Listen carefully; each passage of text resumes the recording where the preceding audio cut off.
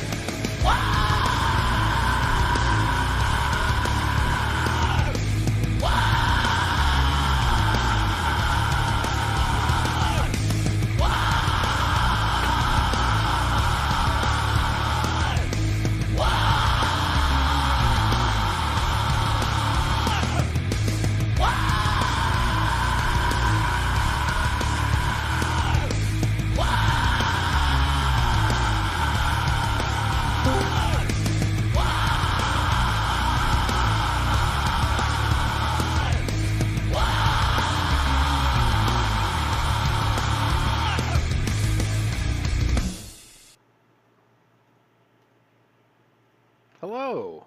There Good we are. evening, and welcome You're- to the War Room. Shut up, I'm doing the intro. Anyway, good evening, everybody. Welcome to the War Room. This is day 394. That sound about right, Scott? Yeah, about that. We're up there. 394. Good God damn. Anyway, yes, day 394. And, man, sorry we missed last week. I can't even remember why we missed last week, if I'm honest.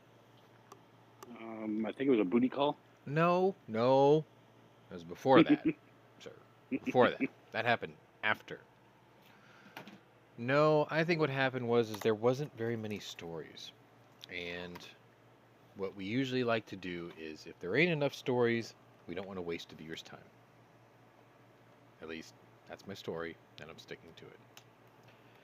And in keeping with tradition, we will not waste the viewer's time this week because we actually have a kind of short show today. I didn't have a lot to work with, and I think I've only got about 12, maybe 13 stories, and they're very short. And we're not going to do the war scenario this week.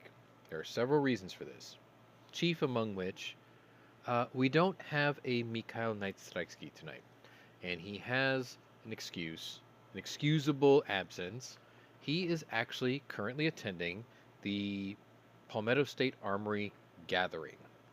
It's today and tomorrow, so he had to drive several hours to get to this place and film his things and catalog them, go shoot guns for free with free ammo, including, hopefully, the STG-44. Otherwise, the entire trip is a waste, at least in my estimation. So, hopefully, he got to do all that. I did get a message from him maybe an hour ago saying that he will try to get on from the hotel, internet permitting. I'm rambling. I've had the most awkward day. I will share the details slightly. I am no longer the owner of a Kalashnikov USA KP9. I had sold it to a friend. I will leave his name out of this. Most of you know who it is. I honored his request to remove the pistol brace and ship it detached. Took me a little while to figure out how to do that, but I did it. Shipped it to him. Way up in the great white north of Michigan. I'm in the great hot south of Texas. And I'm driving home today from work. And for some reason, I'm dealing with 30 text messages. Some from a very nice warm, soft, squishy, enjoyable place to be, known as girlfriend. Some known as friends who decided that they wanted to get a hold of me for the first time in about 10 years. And some from my mentor, and some from some of you, because I talk to you all throughout the day on my Discord server, which, if you'd like to join, there's a link in the description below. All of this is happening at once as I'm trying to drive home. And on the way home from work, I decide I'm going to make my carnivore special spaghetti, which I typically do on Fridays because, I don't know, I just do it. Anyway, so my carnivore special spaghetti is 40 ounces of a sauce that I make with 4 pounds of meat. 2 pounds of Italian sausage that I crumble up into pieces, and 16 meatballs. It's a lot of meat, and a lot of garlic, and a lot of onions, and a lot of bell peppers, and a lot of mushrooms, and you get the idea. Anyway, so all this is going on, and I get this phone call, and it's the person I sold my KP9 to, and it's like, hey, I need to get a hold of you. And I'm like, I'm driving. And he goes, it's kind of important. And I'm like, give me 2 minutes. I'm almost at my destination. I'll call you. And this is the difference between me being in the free state of Texas and he being in the lockdown state of Lord Farquaad in Michigan. So what ended up happening was the FFL that I sent my KP9 to, his shop, didn't want to hand over the rifle he paid for because I left the brace in the case with the pistol. Not connected, but with it, at his request. And he said, I can't give this to you. Let me tell you why that's bullshit. Number one, the pistol brace ruling, first of all, is not law. Second of all, it was handed down by a bureau which isn't even part of the legislative branch of government.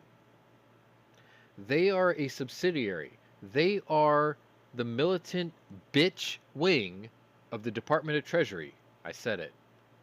The bitch wing of the Department of Treasury. Eat a dick. His shop was so scared of having their tiny dogs shot by this alphabet organization that they told him they will not turn over the firearm to him that he legally purchased because a pistol brace was in the box.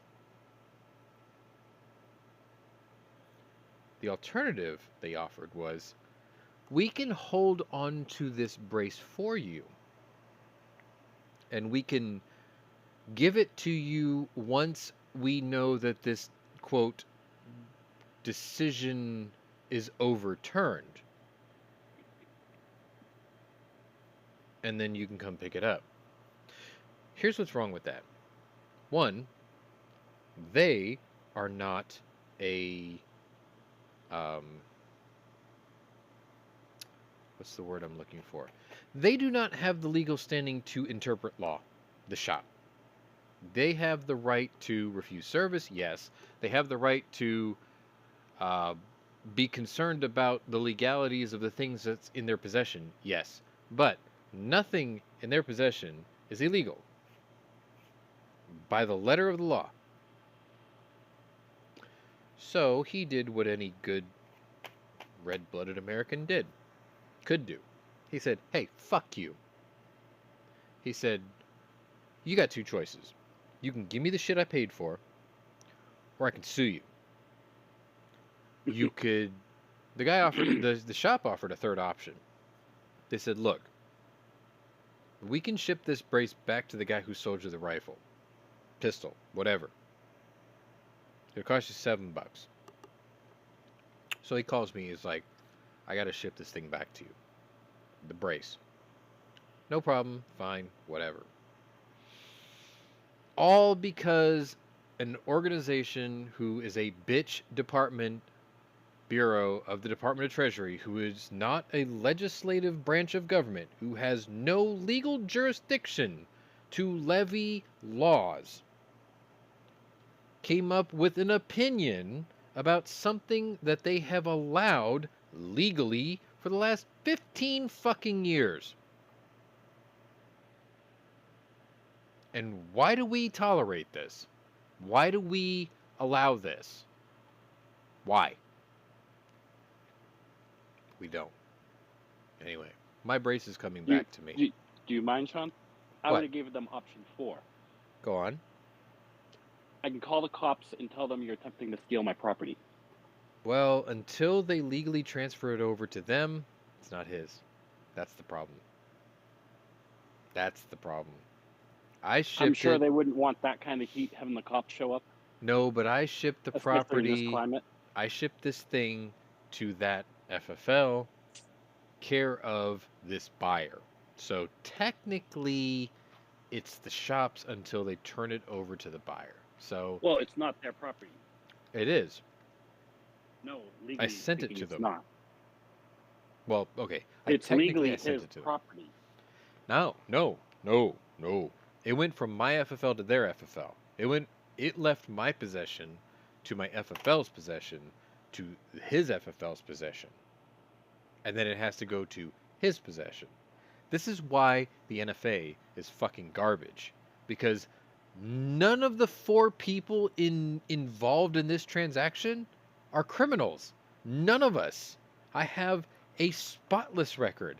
I don't have anything on my record. I have no misdemeanors. I have no traffic tickets. I have no warrants. I am a tax-paying American citizen with a clean record. So is the recipient.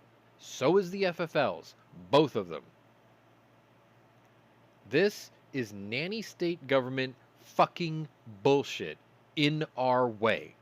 And it does nothing to stop crime. Not a fucking thing. Nothing. Okay? If you are from said alphabet organization, first of all, eat a dick. Second of all, if you're from the government, eat a dick. Okay? Because what you should be doing is the will of the people. Me, the guy who voted you into office. Okay? And the fact of the matter is this. You do what I tell you to do.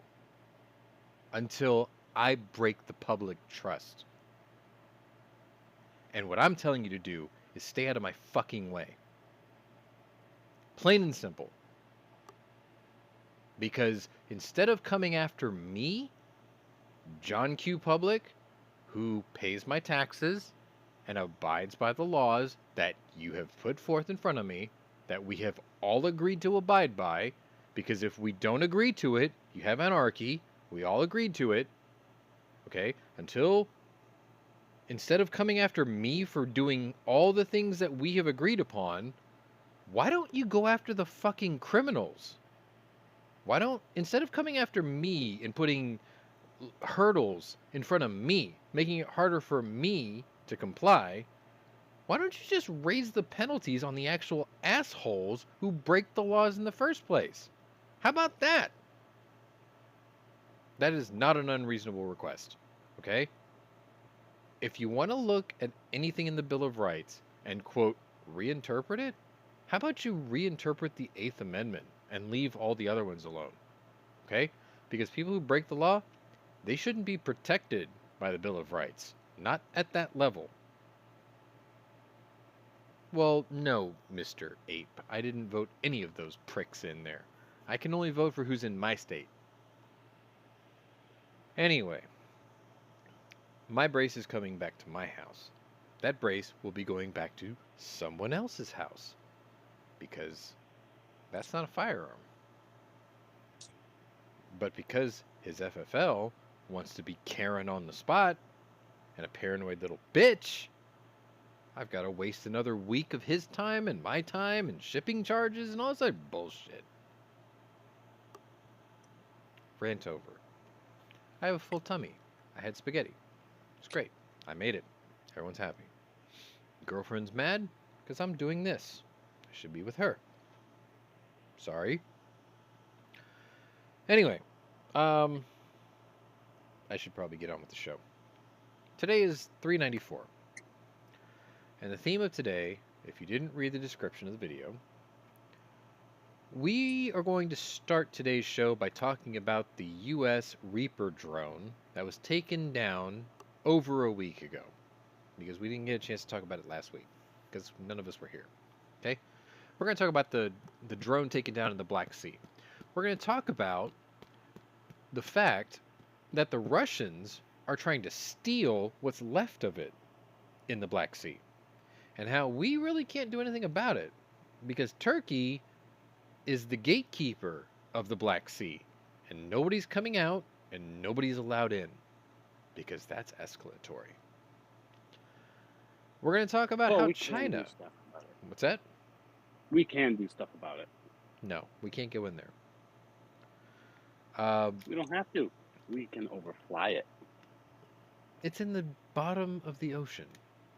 Yes, and what does the U.S. possess? Everything. Airdropped torpedoes. Yes, but then we would have to fly over international waters and then agitate another NATO nation. And who's if it just happens that a conducting- Russian ship accidentally gets hit, oh well. How come we couldn't accidentally have a surface-to-air missile hit an accidental flight from China where an accidental dictator went to go visit an accidental asshole in Moscow? Oops. That's a possibility too. You know, a year from now, this video is going to get taken down. Oh, this one won't even last a week. Nah, it'll come down in a year, just like Rick's videos do. Anyway, we're going to talk about how China makes moves to show that they're now fastly becoming a very, very key player in geopolitics. Or agitator in the future of this conflict. More threats are being issued, and a lot more military hardware is on the move. In very surprising places, actually. But then again, it could just be just another day at the press corps, if you're trying to make sense of all this shit. Anyway, don't you be letting him spill the beans on the Navy's new land torpedo ship. We won't. But let me say good evening to all of you. Shady Hill, the finest of apes. Always glad to see you, sir. And I believe this is Bjorn, who has changed his name. Oh, no! You know what? I am so sorry. That Cyrillic is Farida. Good evening to you, madam. Good evening to you. And Mr. Knives, who apparently still is too goddamn lazy to get Discord to work. I was waiting for that. As soon as you said Mr. Knives. Listen, okay? The retarded turtle was not something I wanted to put out in the ether, but if you can't make Discord work, there's something wrong with you. Yeah, he lives in California. Have you seen my beta? Have you seen my Discord? Anyway, let's move on. I'm so sorry. Okay, so I want to talk about the drone that got taken down. Was it called AQ-9 Reaper? It's one of the most capable drones in the world. And it can be reconfigured in two very potent ways. It can be a high altitude, over 50,000 feet. That's, what, 6.5 miles above the atmosphere? Or above the surface? 6.5 miles in the air with surveillance equipment. It can do that. Or it can be equipped with Hellfire missiles, if I'm not mistaken. And that's just awesome. It's a missile boat. Sorry, Terry, I totally forgot. Good evening to you, sir. This was taken down deliberately by Russian, now get this, MiG-29s. Okay, they have Su-31s. Technically, they have Su-57 Felons. They have Su-35s. They have Su-35s.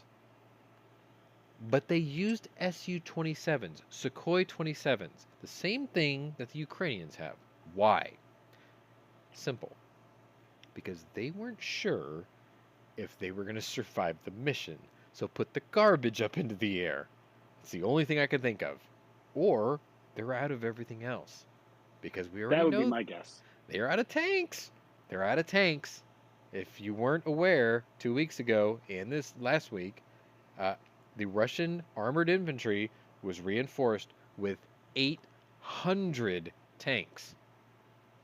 But they're only T-54s and T-62s from the Cold War of the 1950s and 60s. One well-placed Javelin missile can kill 3 T-54s in a single shot. That's how bad those are by today's Well, standards. they don't even have to use those. Well, yes, but I would rather make a Seven statement. will take out one of those tanks. Sure, but I mean, let's make a statement. I mean, It's a we gave lot them- more cost effective. Yeah, but we gave him 7,500 javelins. Let's just use them. It's cool. Like, I'm down with that. Let's make a statement, right? But you're right. AT-7s, TOW-2s, I'm sure we could do it with those. But one javelin can take out 3 T-54s. Awesome. So yeah, maybe they're running out of hardware. For those of you who didn't know, the Reaper drone was identified and pursued by 2 Russian Sukhoi 27s. Right? No, sorry, MiG I thought they were 27s. MiG-29. MiG-29s. Thank you. Sorry. 2 MiG-29s. Same thing that the Polish military have, the Ukrainian military has, the Slovakians, the Czechs, a lot of the Baltic states, a lot of the Cold War bloc states, right? My theory is because they weren't sure if they were going to survive surface-to-air attacks, they put the garbage out. They came up to this drone, and the first thing they tried to do, which, I'm sorry, that was brilliant, okay? One flew over the top of the drone and hit the fuel purge. It drenched the drone in avgas, which I think is over 130 octane. No, they missed it. Well, they tried to. It would be AP7 or GP9. Well, It's legit jet fuel. okay, so they tried to dump jet fuel on it, right? And then the other plane flew in front of the drone and then tried to light off the afterburner. Now, to me, what that says is we're trying to dump gas on it and then light it on fire, so if it burns and goes down, we have plausible deniability to say, well, we didn't shoot it down. It just caught fire and crashed. Like, the Russians could be like, well, we witnessed this. We observed, we saw this thing catch fire, it went down, shit happens, right? But they did it. They dumped the fuel and then they tried to light the afterburners in front of it. That tells me they tried to set the fucker on fire. They failed. They tried Worse twice. than failed. They tried They got caught. Well, yes, but they tried twice and they failed. And the drone caught it all on camera, right? That's where they get caught. Here's where it gets better. After they both failed to purge their fuel and light it on fire, yes, you're right, Fine Ape. It is very fancy kerosene.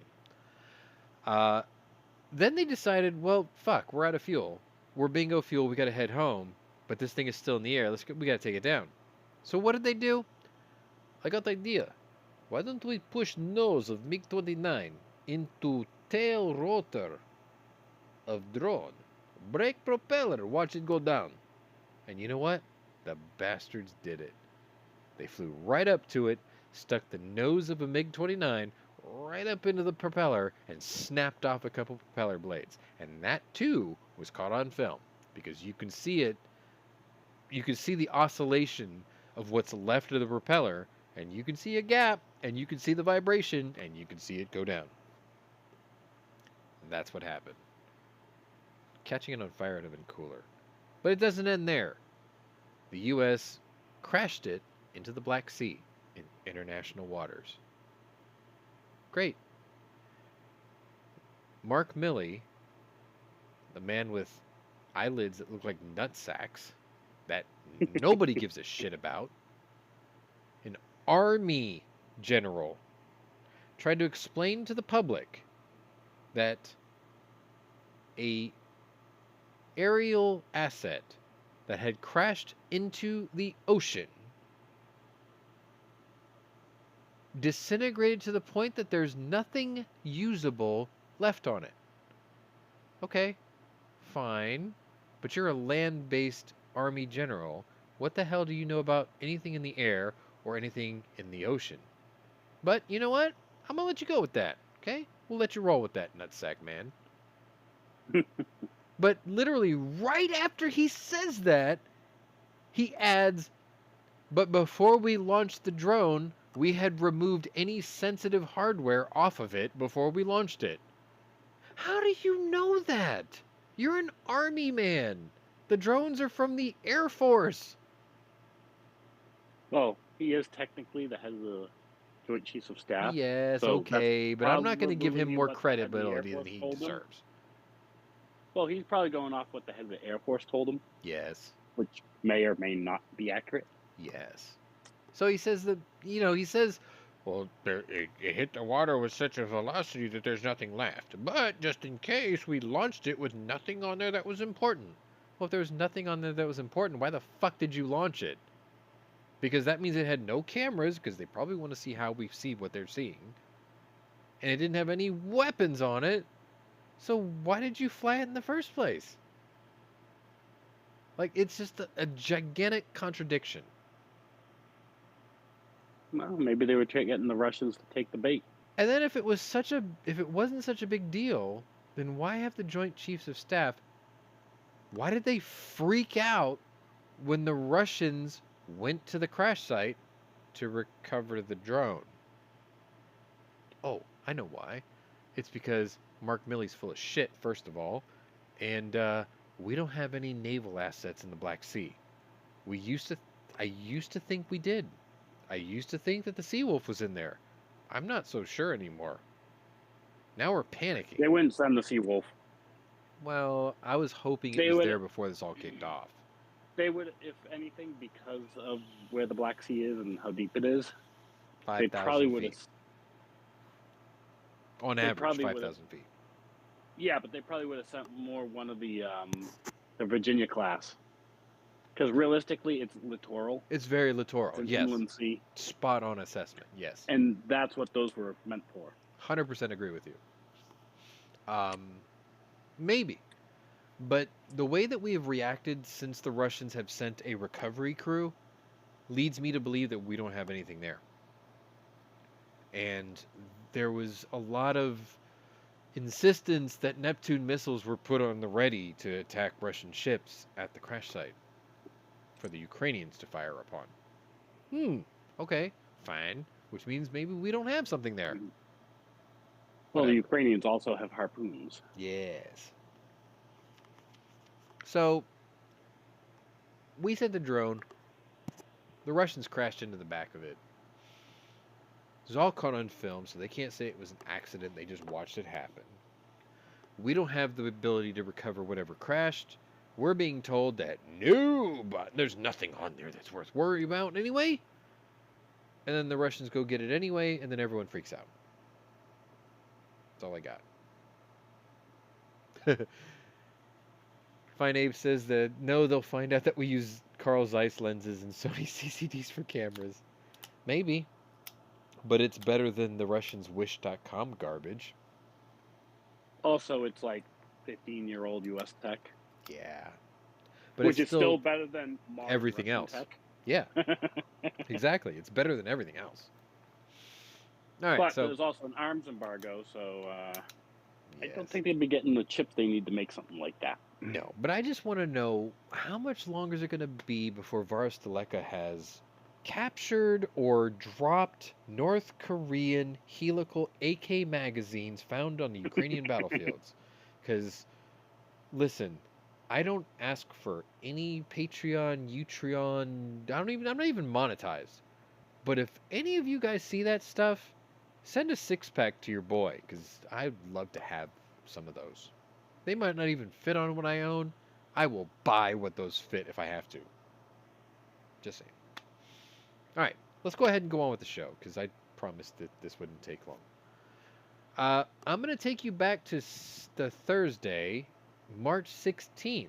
So it would have been day 386, the day before last week's not episode.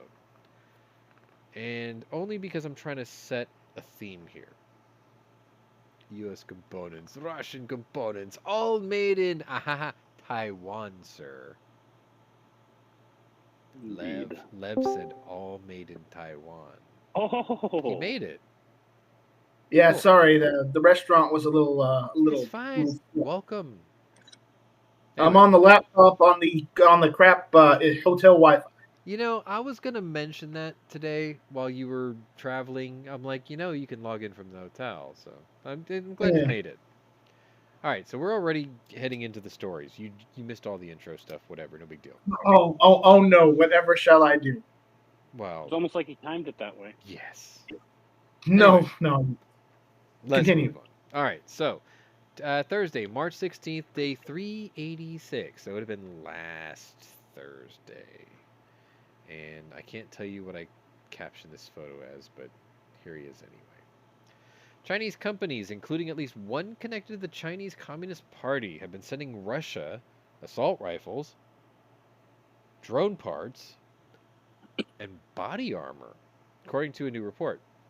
Data obtained by Politico indicates these shipments to Russia occurred between June and December of 22, well after Russian President Vladimir Putin had ordered the invasion of Ukraine. State-owned defense contractor China North Industries Group Corporation Limited sent CQA rifles to the Russian company Tekrim in June of 22, according to customs data, although the rifles were tagged as civilian hunting rifles. They've been reported to have been used by Chinese paramilitary police. Sidebar, China doesn't have an FA, which means their shit has giggle switches. The data It's also made by the government itself. Yes. The data also showed that Chinese companies had sent Russian entities 12 shipments of drone parts and more than 12 tons of body armor. What did the UN send, or what did NATO send to Ukraine? Surprise. Here's some helmets. And some night vision. And some, well, it's not clear from the customs data that Beijing is shipping these items to Russia for the express purpose of aiding its war effort in Ukraine. Shit. As this equipment can be labeled as, quote, dual use. The report comes after officials said last month that the U.S. was confident China was considering providing lethal aid to Russia to support Moscow's war against Ukraine. The U.S. and its NATO allies have repeatedly warned that any nation, including China, will see swift and severe economic sanctions if they are found aiding Russia's war effort.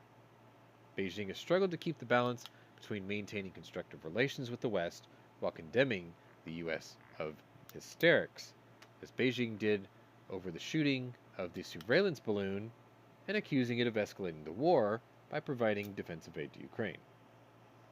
Hey man, that surveillance balloon just wanted to inform you about your car's extended warranty, okay? I saw the picture, I saw the notes. It's just an extended warranties surveillance balloon. Sure. We've been trying to contact you about your vehicle's extended warranty. Sorry, I can't do a Chinese accent. Which is funny. I'm Korean. It's different. My eyes slant in a different direction. There we go. Yeah. It's not racist if I'm part of that race. Eat that, censors. That's what you say. You know, I just thought of something. What's I need up? to have Tufu as a panelist here one day. Ooh, that'd be fun. The back and forth would be epic. Well, Anyway, moving on. Friday, March 17th, day 387. 1 week ago today. And I have this photo, which is a lot like the splash screen thumbnail. But when you hear about where this has come from, you're going to love this. Slovakia's government on Friday, last Friday, approved a plan to give Ukraine its entire fleet of 13 Soviet-era MiG-29 fighter jets, becoming the second NATO member country to heed the Ukrainian government's pleas for warplanes to help defend against Russia's invasion. Now, listen, I said the entire fleet of 13. Bear in mind, Slovakia has other jets. They are giving them what the Ukrainians are already used to using. That is dealing your friends a solid. Okay? I don't care if it's 1, 2, or 13. You did your boy a solid. Good job, Slovakia. But isn't 13 an unlucky number?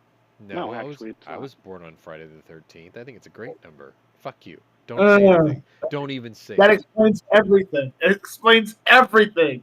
Yeah, Well, no. do you know why Friday the 13th is actually considered unlucky? Because I popped out. Yeah. No, it's a little bit older than that. Go on. Friday the 13th was actually the day, I believe it was the French king rounded up all the Templars and put them to death. Not all of them. Some I escaped. don't think that's lucky, but okay. No, I said that's why it's considered unlucky. Oh. Some of them escaped. That's how we got the Freemasons. Look, all I know is Indiana Jones is technically immortal because he drank out of the cup. Okay, all right. Move on. Right? Sort of. Actually, no. You know what? No, because the Knights Templar that was guarding it, he stopped drinking and he aged. So, whatever. Anyway, Prime Minister Eduard Hager said during a news conference announcing the decision that his government was, quote, on the right side of history. Earlier, Hager tweeted that military aid was key to ensuring Ukraine can defend itself and all of Europe against Russia. Poland announced Thursday that it would give Ukraine a dozen of their MiG-29s, starting with 4 expected to be delivered in the next couple of days. Both Poland and Slovakia had indicated previously that they were ready to grant Ukraine's requests for military aircraft, but only as part of a wider international coalition. Sidebar, that means, look bro, we'll give you planes, but we need the rest of you guys to give planes too, because we're all in this together, right? Nobody wants to be singled out. So you know what? They didn't. Slovakia did it. Poland did it. Here we go. The avalanche has begun, right? Hager said his government's move is, quote, closely coordinated with the Polish side, Ukraine, and other allies. Kremlin spokesman Dmitry Peskov said that the promised planes were another example of NATO members raising the level of their direct involvement in the conflict. Well, yeah. The equipment deliveries naturally won't have any impact on the outcome of the special military operation. But it may bring more misfortune to Ukraine and the Ukrainian people, Peskov said during a conference with reporters. Slovakia will receive $213 million from the European Union. So I think that's 213 million euros from the European Union as compensation, and unspecified arms from the United States worth $745 million in exchange for F-16s. giving its MiG-29 fleet to Ukraine, Defense Minister Jaroslav Nod says.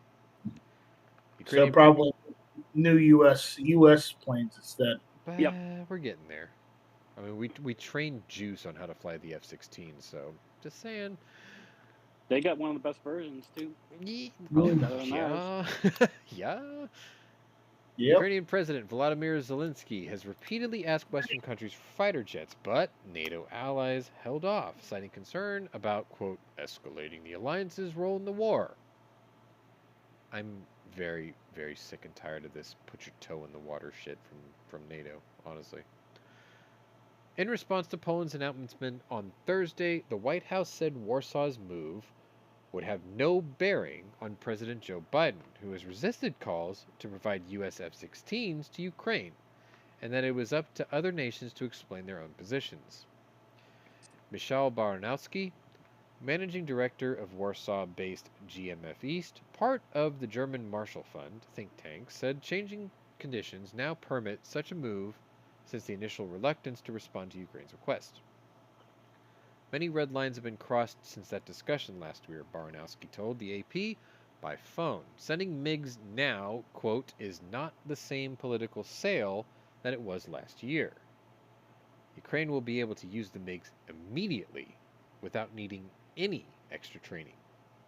You might have to Sharpie in translations for the controls, though. Zelensky appealed directly to Hager for aircraft at an EU summit in Brussels last month.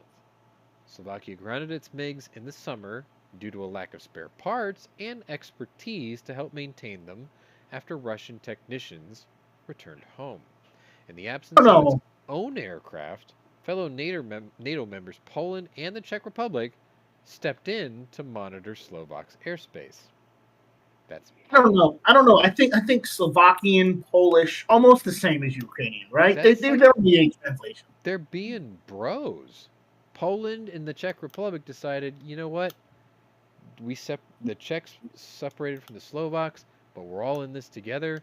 So the Czechs are flying over Slovak airspace to protect them. Cool. That's fine. Before Russia's full-scale invasion in February 22, Ukraine had several dozen MiG-29s it inherited in the 1991 collapse of the Soviet Union, but it is unclear how many remain in service after more than a year of the fighting. The Slovak government that made the decision to sign a bilateral deal with Ukraine for the jets has only limited powers after a December no-confidence vote brought down the coalition government that was formed after the country's 2020 election. The next election is set for September, when the opposition stands a good chance of winning.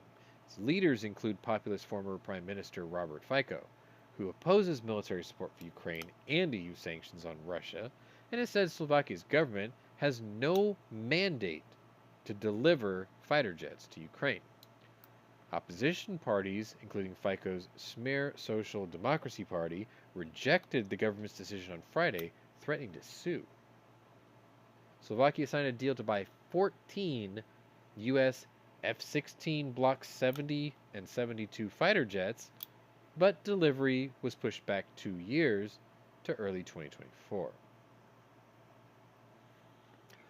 Fine Ape says that there are no Sharpies. Xbox controllers set to Ace Combat Ace setting. How about DCS World's Ace setting? Poland has a score to settle with Russia. You are correct. Good evening, HVS. Moving on. We're going to skip Saturday. We're going to go straight on to... Europe has a score to settle with Russia. Right. We're going to the whole rest of Europe.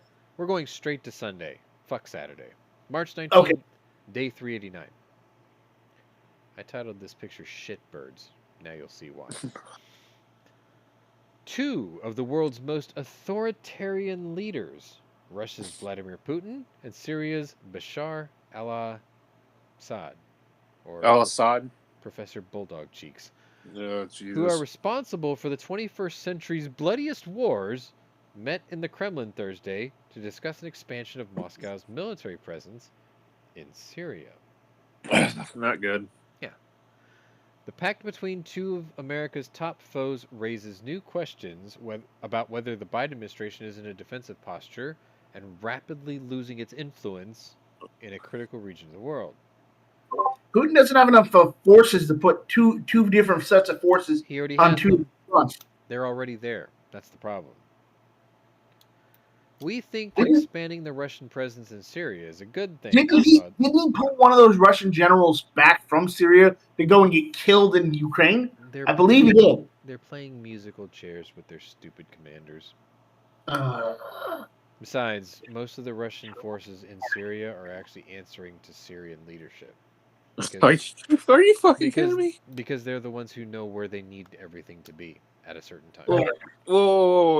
Wait, Sean, you're telling me a Syrian captain or leader is telling what the Russians to do? Well, because every time a Russian general is taken out of the field of Syria and brought over to Ukraine, there's a power vacuum. So in the meantime, until they assign a new Russian general to handle the things on the ground, they defer the decisions on where to put the troops to the Syrians who live there. Makes sense. I would argue there's not a power vacuum until that Russian leader gets assassinated by Ukrainian forces once they get to Ukraine. Either way, they're in two It's places. just laughable. That is just fucking laughable. The point is they're in two places. Anyway, we think that expanding the Russian presence in Syria is a good thing, Assad told Russia's state-controlled news agency RIA in an interview. Russia's military presence in any country should not be based on anything temporary. Translation: we like Russians dying in our country because that's less Syrians who have to die in our country. That's what that bulldog cheek bastard is saying. When Putin intervened in the Syrian civil war in 2015, it helped tip the balance in Assad's favor, ensuring the survival of the Syrian strongman despite Western demands that he be toppled. Assad has waged a war against his very own population, resulting in the killing of over 500,000 of his own people, including the murder of Syrians with the use of chemical weapons. The prospective beefed-up presence of Russian troops and military bases in Syria would present another challenge to the Biden administration's Middle East policy. U.S. national security experts see China and Russia outmaneuvering the U.S. in a region where Washington has historically wielded great influence. Oh, boy. Rebecca Koffler, a former analyst at the U.S. Department of Defense Intelligence Agency, says that Putin started to outmaneuver the U.S. in the Middle East back when President Obama was in charge and when Biden was his vice president. Putin tricked Obama, and by proxy Biden, into letting the Russians transfer chemical weapons out of Syria back in 2013. Instead, the Russians saw an opening and seized the opportunity to build up its military presence, trying to tip the balance in the Middle East in Russia's favor. Putin is building an anti-U.S. coalition: Russia, China, Iran, North Korea, and Syria, she notes. Question, Sean. Go on. Looking back, with Obama, I mean, he was a weak president with Putin as far as Putin was concerned with Obama. Correct. Was there a connection with the Iranian nuclear arms deal he made during that time that affected the world over there? Anything that has anything to do with Syria and Russia always has a direct link with the Iranian nuclear deal. That's why I figured, because that had a trickle effect with the rest of that part of the world over there. It's a shell game. Yeah.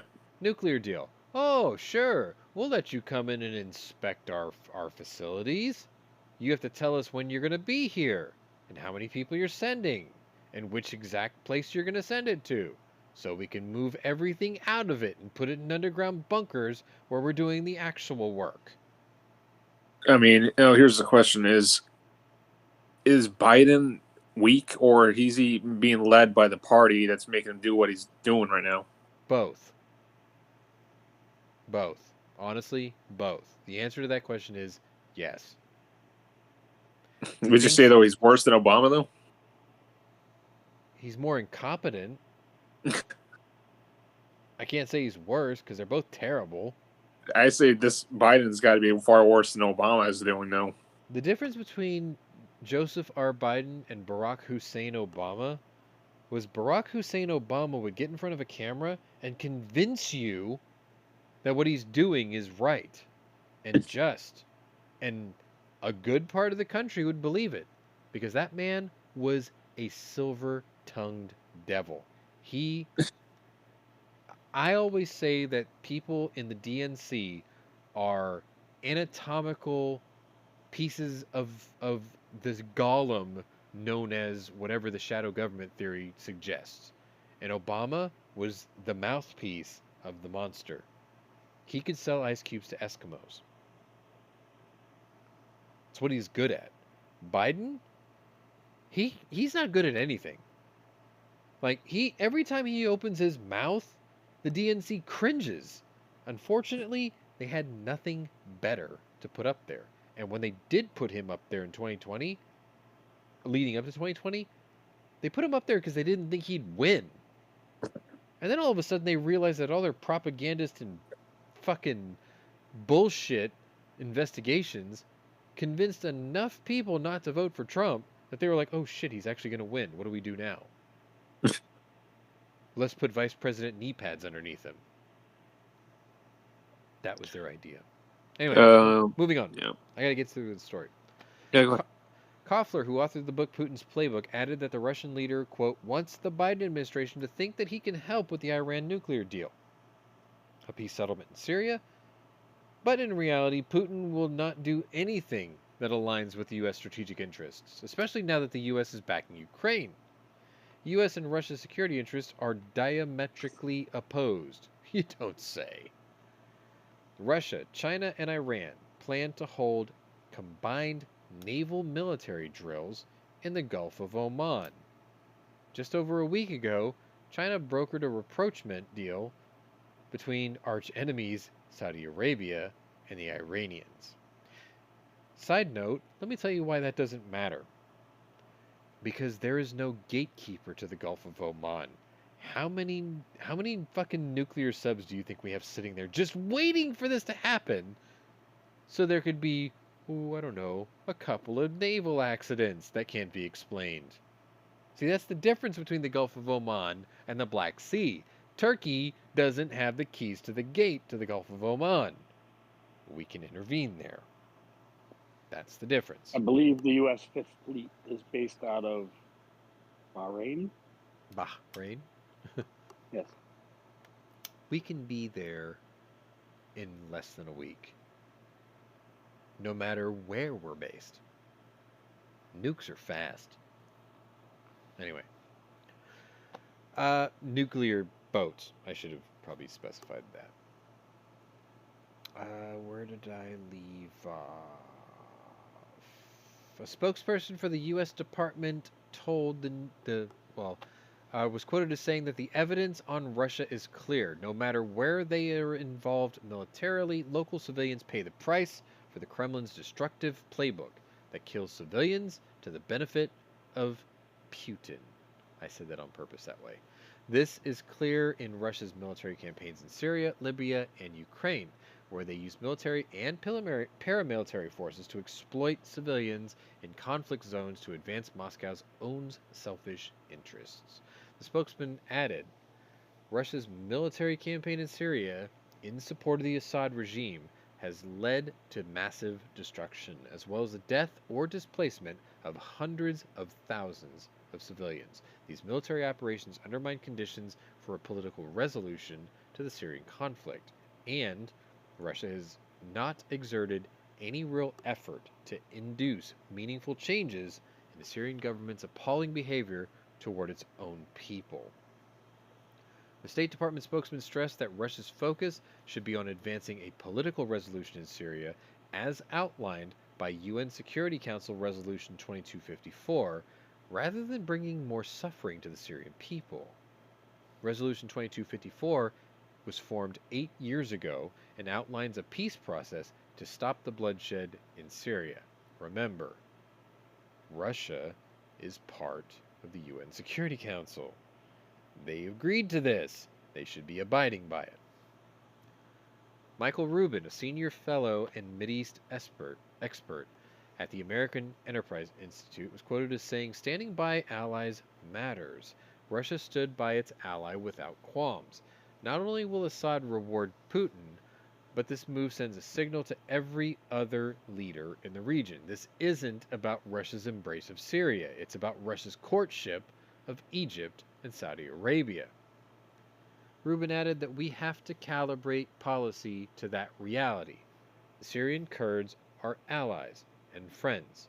If Turkey is backing Islamist proxies and Russia is doubling down on Assad, we should double down on the Kurdish people. They're more progressive, they're able fighters, and want a pro-Western orientation. The question isn't only what the United States should do, but what it should not do. Syria is currently a very fragmented country, with territory controlled by Turkey, Syrian Kurds, Russia, and Assad. Rubin says that this confirms that Syria will never be unified. At best, with Turkey occupying a zone and now Russia doubling down, Syria will be the new 1990s era Somalia, divided into zones of influence, governed by local warlords. Rubin warned about the dangers of sending aid to Syria's regime. Any funding we give to international organizations under the guise of reconstruction aid to Syria will essentially reward any Russian proxy for mass murder. Money is fungible. What we give in the name of construction essentially helps Assad and Putin build a base. The fact that Assad offers this shows where his priorities are. Let's not be naive, he says. Assad delivered to Moscow a series of tangible rewards during his visit. Assad told Putin, "We believe that if Russia has the desire to expand bases or increase their number, it is a technical or logistical issue. Having more bases in Syria is beneficial for Russia, and Putin will likely accept the offer. Since Russian and U.S. forces operate in proximity to Syria already, expanding Russia's foothold in the region is giving Putin more leverage and the Russian forces more opportunities to collect intelligence on U.S. war fighting tactics, military hardware, etc.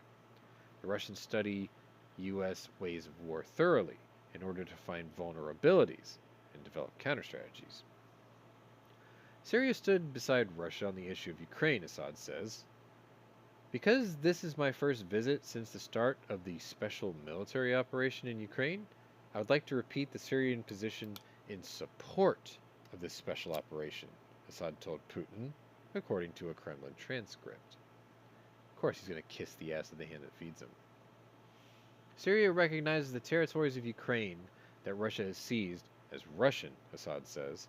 "I say that these are Russian territories, and even if the war had not happened, these are historically Russian territories," Assad told the RIA.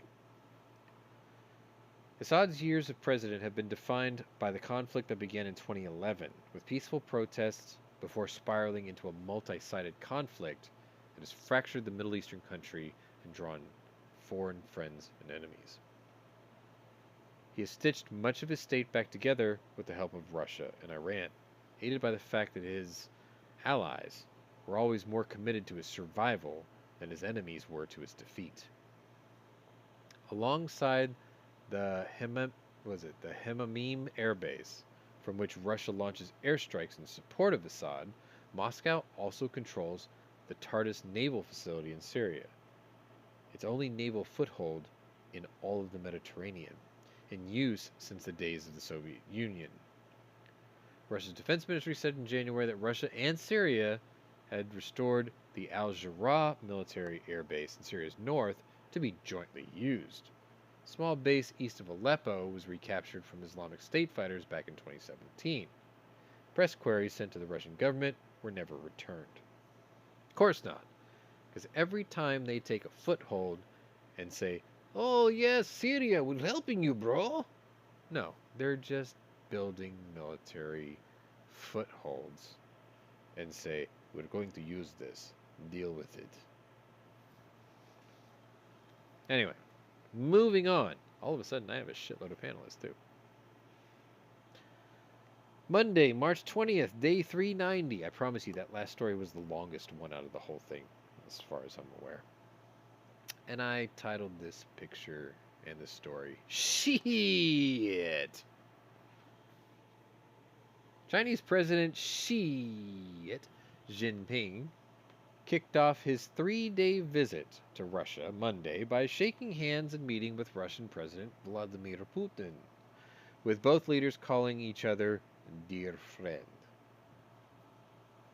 The meeting in Moscow marked Xi's first international trip this year and comes just days after the International Criminal Court issued an arrest warrant for Putin, citing his alleged involvement in the abduction of Ukrainian children. At the beginning of the sit-down, Putin congratulated Xi on his recent re-election and hailed China's proposed 12-point peace plan for ending the bloody war in Ukraine. First of all, he ran an election where there was no opposition. Of course he was going to win. Anyway, we will discuss all those issues, including your initiative that we highly respect, Putin said, according to the AP.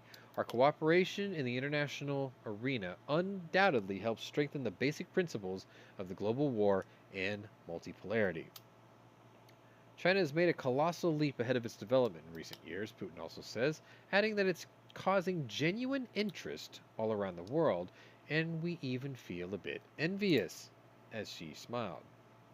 Kremlin spokesman Dmitry Peskov said that over dinner, Putin and Xi will likely include a detailed explanation of Moscow's actions in Ukraine.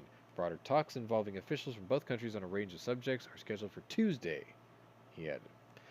We hope that the strategic partnership between China and Russia will, on the one hand, uphold international fairness and justice, and on the other hand, promote the common prosperity and development of our countries, Xi was quoted by the AP saying Monday. In an article written by Putin and published last night in China's Communist Party's People's Daily newspaper, that's a mouthful, he described Xi's visit as, quote, a landmark event. Putin also alleged that the Western world is conspiring to stifle Russia and China by persistently working to split the common Eurasian space into a network of, quote, exclusive clubs and military blocs that would serve to contain our country's development. This won't work, he says, according to the Wall Street Journal. The ICC, in their arrest warrant issued last Friday for Putin, said that there are reasonable grounds to believe that he bears responsibility for the war crime of unlawful deportation of population and that of unlawful transfer of population from occupied areas of Ukraine to the Russian Federation in prejudice of Ukrainian children. But Foreign Ministry of Foreign Affairs spokesman Maria Zakharova brushed off the arrest warrant, saying the decisions of the ICC have no meaning in our country, including from a legal point of view. HVS asked, what did they have for dinner? Other than the fact that Russia actually is party to that agreement. What did Russian President Vladimir Putin and President Xi Jinping have for dinner? Happy Meals? Yes, actually. I'm so glad you said that, because if you remember, nearly a year ago, we jokingly said that Russia, after McDonald's had left, had a businessman take over, and he created McStallin's. McStallin's? Yes. Ba-da-ba-ba-ba, you're dying it. Anyway, yeah. So they probably ate McStallin's. Sean also just want to point out, this isn't the first time Xi Jinping's visited Moscow with Putin. No, but this is the first time he's visited since the war kicked off. Yeah, no, but he's also had pancakes with Mr. Putin. Pancakes with Putin? Believe it or not, there's a YouTube video of him actually making pancakes with him. That sounds almost cool. It's kind of awkward in my book. Don't ever humanize our enemies again. They're scum. I know. They're Those rotten wouldn't be tooth, barley Belgian. eating, brown rice eating, scumbag commies pieces of shit. End That's the story. point I was getting. They're making nice hot meals, but their people are suffering both their countries. They're not North Korea. They might as well be. They might as well be. That's funny, though. Pancakes with Putin. That's going to be a thing. Like, hashtag pancakes with Putin. There you go. I'm going to have to do something with that next week. I'm glad you mentioned that. All right, moving on. Same day. Here we go. Look, they're holding hands. Aren't they? It's just adorable. It's like Adam Lambert and...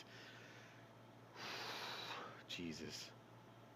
You pick whoever Adam Lambert's walking hand in hand with these days.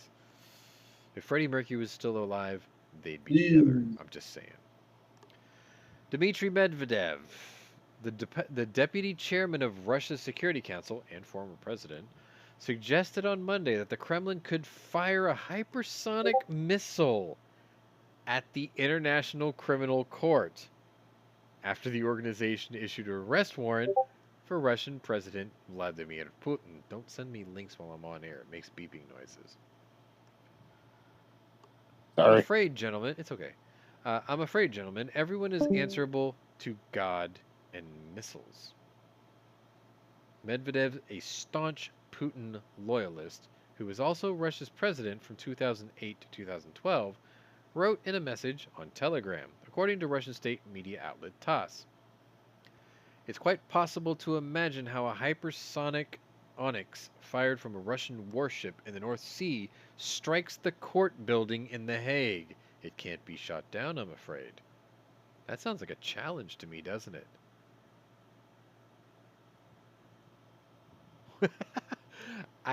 I'm trying to get that joke, Fine Ape. You're gonna have to explain that one a bit. I didn't know he eats barley. Anyway, Medvedev also warned the judges to, quote, watch the skies closely, calling the court a, quote, pathetic international organization. This motherfucker here. Anyway, the ICC issued the arrest warrant for Putin on Friday, alleging that he is, quote, responsible for the war crime of unlawful deportation of the population, children, and that of unlawful transportation of population, children, from occupied areas of Ukraine and the Russian Federation. Another warrant also targeted Maria oh my God, give me a second, I gotta read this one. Maria Alexeyevna Lvova Belova. Wow, that's an amazing name. The Commissioner for Children's Rights in the Office of the President of the Russian Federation. Somebody look that woman up. Yes. Somebody look that woman up. If she's hot, I need to meet her. Maria Alexeyevna Lvova Belova. Do we happen to know if Putin's been to Epstein Island? No. Mr. Lova Belova. All right, well, He might have. Maria, Shaggy needs to sing that. Mrs. Lavova Belova. Anyway, as many as 16,226 children have been deported during the 13-month-long war, according to the Ukrainian human rights chief Dmytro Lubinets. President Biden called the warrant for Putin's arrest justified over the weekend, saying that he has clearly committed war crimes. Man, he used the word justified, and all of a sudden that TV series is coming back. Coincidence? I think so. Just saying.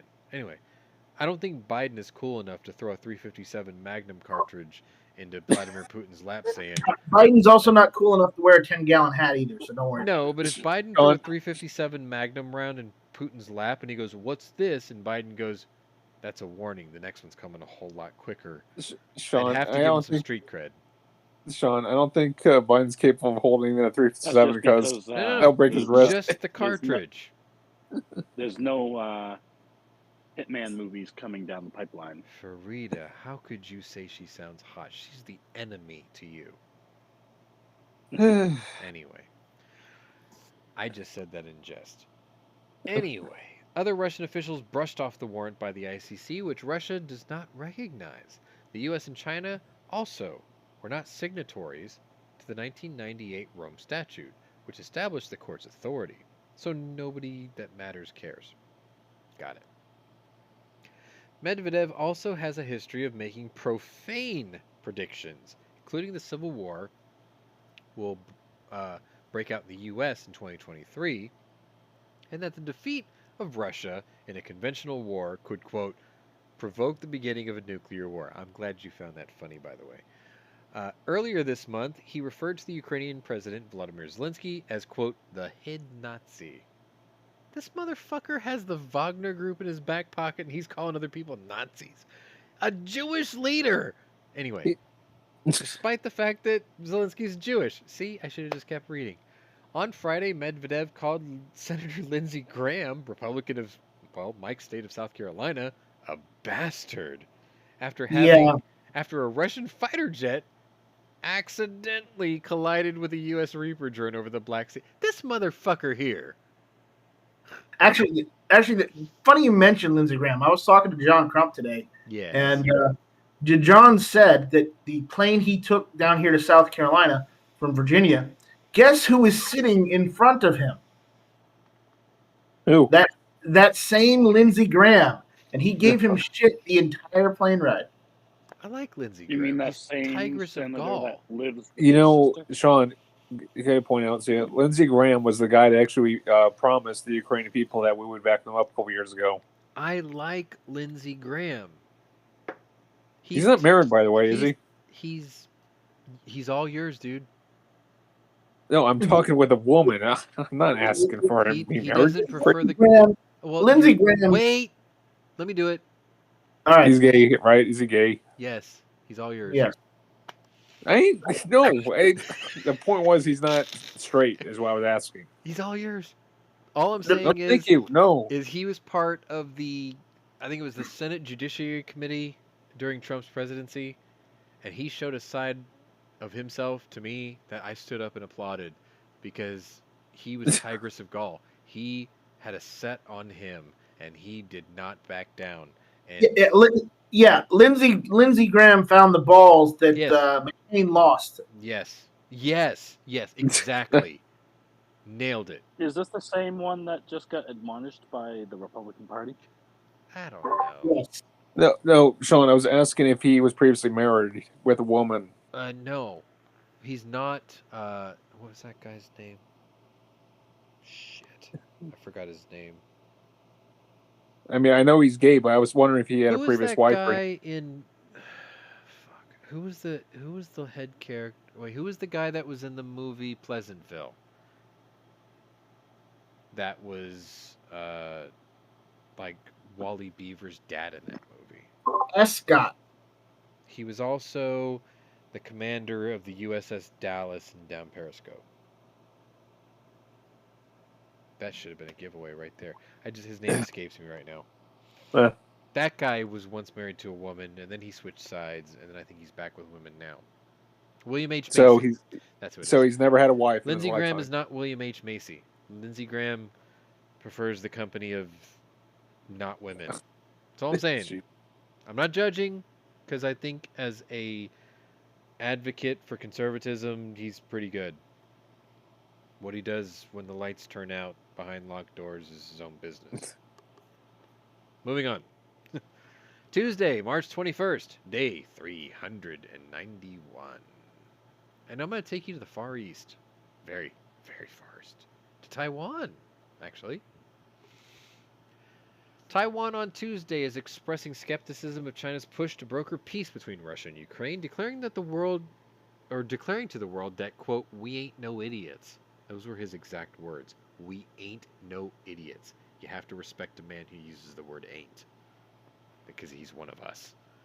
Taiwan's Foreign Minister Joseph Wu made the remark as Chinese President Xi Jinping is currently on day 2 of a 3-day trip to Russia, while the Prime Minister of Japan, another regional neighbor that is also engaged in territorial disputes with Beijing, is in Ukraine for a surprise meeting with Ukrainian President Zelensky. The People's Republic of China threatens war against Taiwan and others, but wants to propose a peace plan to Russia, who initiated the war against Ukraine in the first place. We ain't no idiots, Wu wrote on Twitter. You gotta respect a man who uses the word ain't. I'm telling you. Want peace? Both autocrats should immediately stop their threats, aggression, and expansionism, he added, taking a swipe at Russian President Vladimir Putin. Putin hosted his Chinese counterpart Xi at the Kremlin in Moscow on Monday for about 4.5 hours of one-on-one talks, Russian news outlets reported. Putin and Xi exchanged greetings by calling each other a dear friend, while Putin complimented the 12-point peace plan for the war in Ukraine that China recently released, which has been summarily rejected by the U.S. Duh. The meeting in Moscow also came just days after the ICC issued an arrest warrant for Putin for allegedly deporting Ukrainian children to Russia during the 13-month-long invasion. U.S. Secretary of State Antony Blinken panned Xi's visit as China providing, quote, diplomatic cover for the atrocities that Russia is committing in Ukraine. Good evening to you, the bearded guy. Russia's purported annexation of sovereign Ukrainian territory included vast areas it doesn't even control, and its ongoing brutal attacks on civilians make clear that President Putin currently has no interest in peace, Blinken said on Monday. That President Xi is traveling... What? Putin doesn't have any balls either. I don't know. He seems to have a lot of Russians' balls in his hand. Well, that's the problem is they're not his. Sean, here's the thing. You know how I see Russia? Go on. Who here has watched South Park? Get to the point. Russia is Eric Cartman, and Kyle is Ukraine. And Kyle's getting bullied a lot, and Kyle's pretty much beating the living shit out of Cartman. Yes, but if you want to use South Park references, then you have to see the COVID special where Cartman became Jewish and a rabbi and supported Kyle for reparations. So that's not going to work. The bearded guy asks, how about our drone that was brought down? I will have you watch the first 30 minutes of the show. That was the first thing I talked about. Where did I leave off? President Xi is traveling to Russia days after the ICC issued a warrant for President Putin and suggests that China feels no responsibility to hold the Kremlin accountable for diplomatic cover for Russia to commit very war crimes. China's foreign ministry spokesman Wang Wenbin, not related to Bang Ding Ao, just saying, said he wanted to reiterate Monday that President Xi's visit is a trip for friendship, a trip for cooperation, and a trip for peace.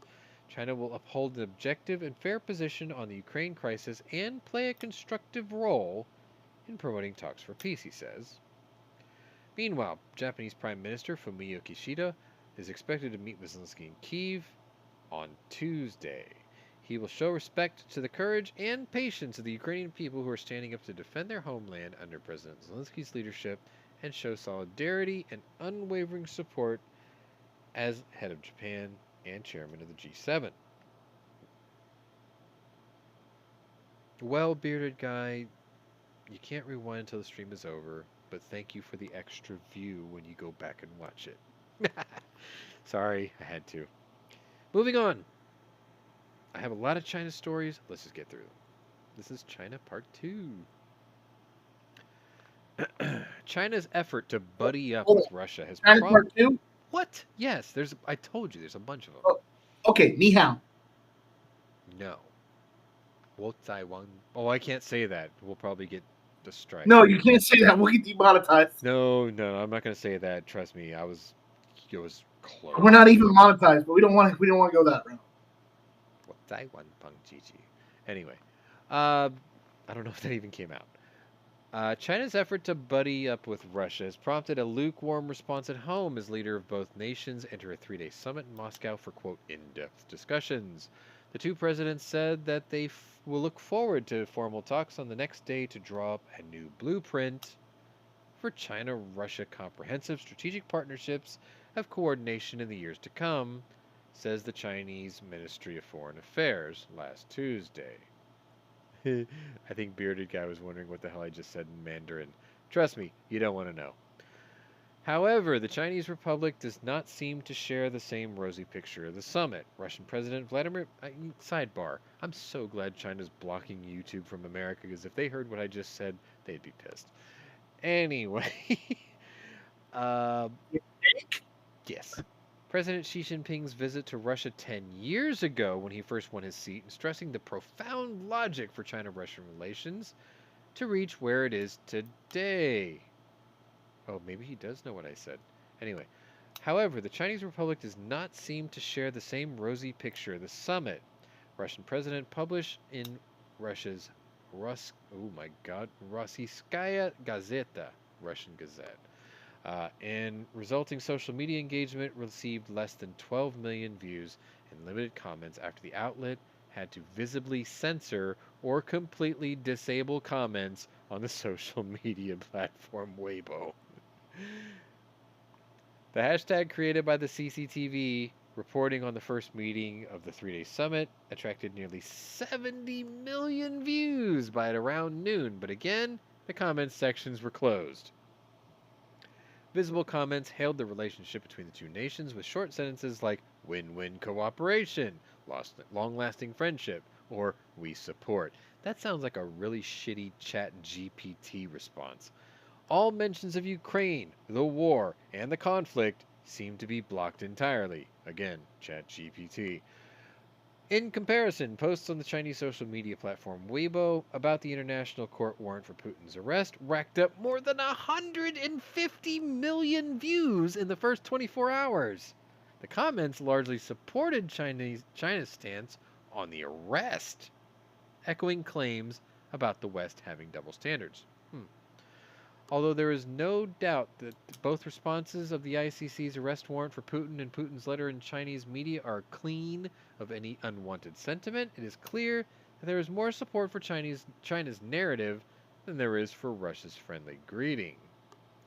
The ICC issued a warrant for Putin's arrest last week, saying that it found reasonable grounds to believe that each suspect bears responsibility for war crimes of unlawful deportation of the population and that of unlawful transfer of the population from occupied areas of Ukraine to the Russian Federation in prejudice of Ukrainian children. Yes, there will be overlap. You already know this. The ICC also issued a warrant for Maria Alexeyevna Lvova-Belova. Mrs. Lvova-Belova. Yeah, her. Commissioner for Children's Rights in the Office of the President of the Russian Federation. The warrant relies on cooperation from member states to enforce arrests, but neither China nor Russia are members of the Rome Statute, from which the ICC derives its authority. Instead, China has continued to highlight the, quote, warm relationship between the two countries and their commitment to mutual goals, such as support for world multipolarity and work for greater democracy in international relations. Translation, that we will rule the world together under a communist fist. The Chinese Foreign Ministry revealed that two leaders did discuss, quote, the Ukraine issue, with Xi voicing support for easing tensions in peace talks and against adding fuel to the fire, with the promise to, quote, continue to play a constructive role in promoting the political settlement of the Ukraine issue. What does that sound like to you? Let me just preface this with, what is the answer to the Jewish question, 1943? That is what they're talking about here. The two leaders are discussing the answer to, quote, the Ukraine issue. You cannot make this shit up. You're saying they're going to do a mass genocide of the whole country? We have already seen 3 mass graves outside of Mariupol and Bucha. I'm well aware. What I was saying is because the reason why I'm saying there's is already a genocide. No, the reason why I'm saying is because if China gets involved, it's done for. How so? Think about it. How? A missile landed in Poland, killing Polish people. There was no Article 5 declaration. A U.S. drone was shot down by taken down by Russian aircraft. Again, not an Article 5 violation. Nothing these assholes can do will provoke the response necessary by the Allies. Talking about nuclear war. U.S. seafarers were being harassed by Russian jets in European airspace. Yeah. None of this is going to trigger the proper response by the Allies. Chinese army troops have forgotten how to win a war. Period. Anyway, moving on. Where did I leave off? I'm just theorizing, dude. I don't know. Here it is. House Foreign Affairs Committee Chairman Michael McCall, Republican of the great state of Texas, actually talked to Fox News host Neil Cavuto and said that he did not see how China could play any kind of objective role in Ukraine peace talks since Xi has an eye on Taiwan. I don't see how they can be an outside arbiter when they are aligned specifically with Putin in this fight in Ukraine, McCall says, so they're not objective in this. I think Chairman Xi's looking at Ukraine and thinking, Russia's got to win this if I want to look at Taiwan, he explains. So it's all interconnected, and in fact, we did get indications of Chinese ammunition being found in Ukraine, and a Chinese drone that was shot down, again, over Ukraine. So I think you're going to see more and more lethal weapons going from China into Russia. We know what that means. My response? Actually, Well, China's about to get sanctioned back to the fucking Stone Age. Actually, I wanted to mention that, because before the invasion of Ukraine by the Russians, for the longest time, I remember hearing about Ukraine buying ammunition from the Chinese, as well as Russia buying ammunition from Chinese. So that same ammunition is being used by both sides, not just one or the other. Correct. No, it's typical China. Play both sides against each other. No, Exactly. No, but Sean, what's the possibility if the Chinese Communist Party actually was sending out troops to the Russians, and then the Russians would train the Chinese? The problem is China doesn't have enough. They may have lots of troops, but it's going to be really hard to mobilize them all the way to Ukraine. Nope. It's actually quite easy, Mike. 10 You days see- by train. Exactly. See, Scott already nailed it. Yep. It is a 3-day train ride from China to Moscow, Russia. Yeah, pretty much. Yeah, I think you're right actually.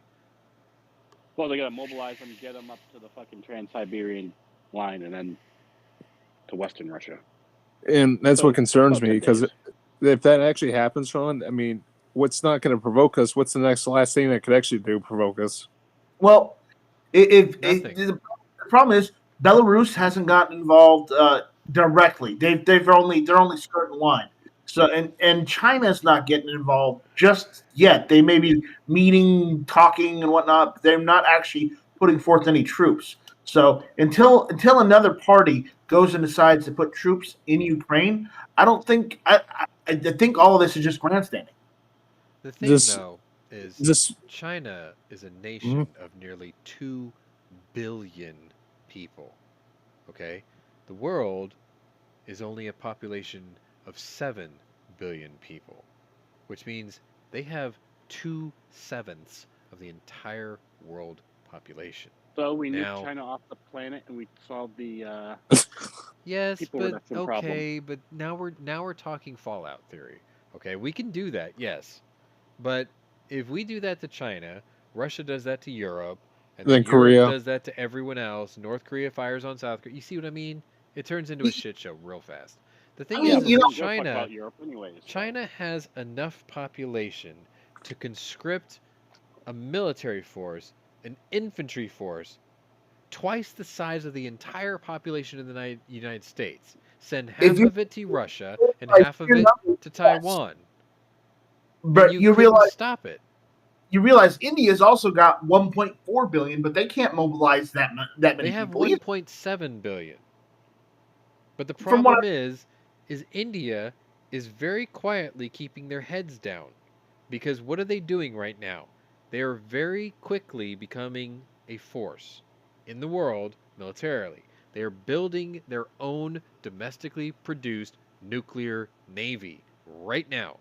And they are trying not to provoke anybody or they're not trying to intervene in any conflict while they're in the process of building their military.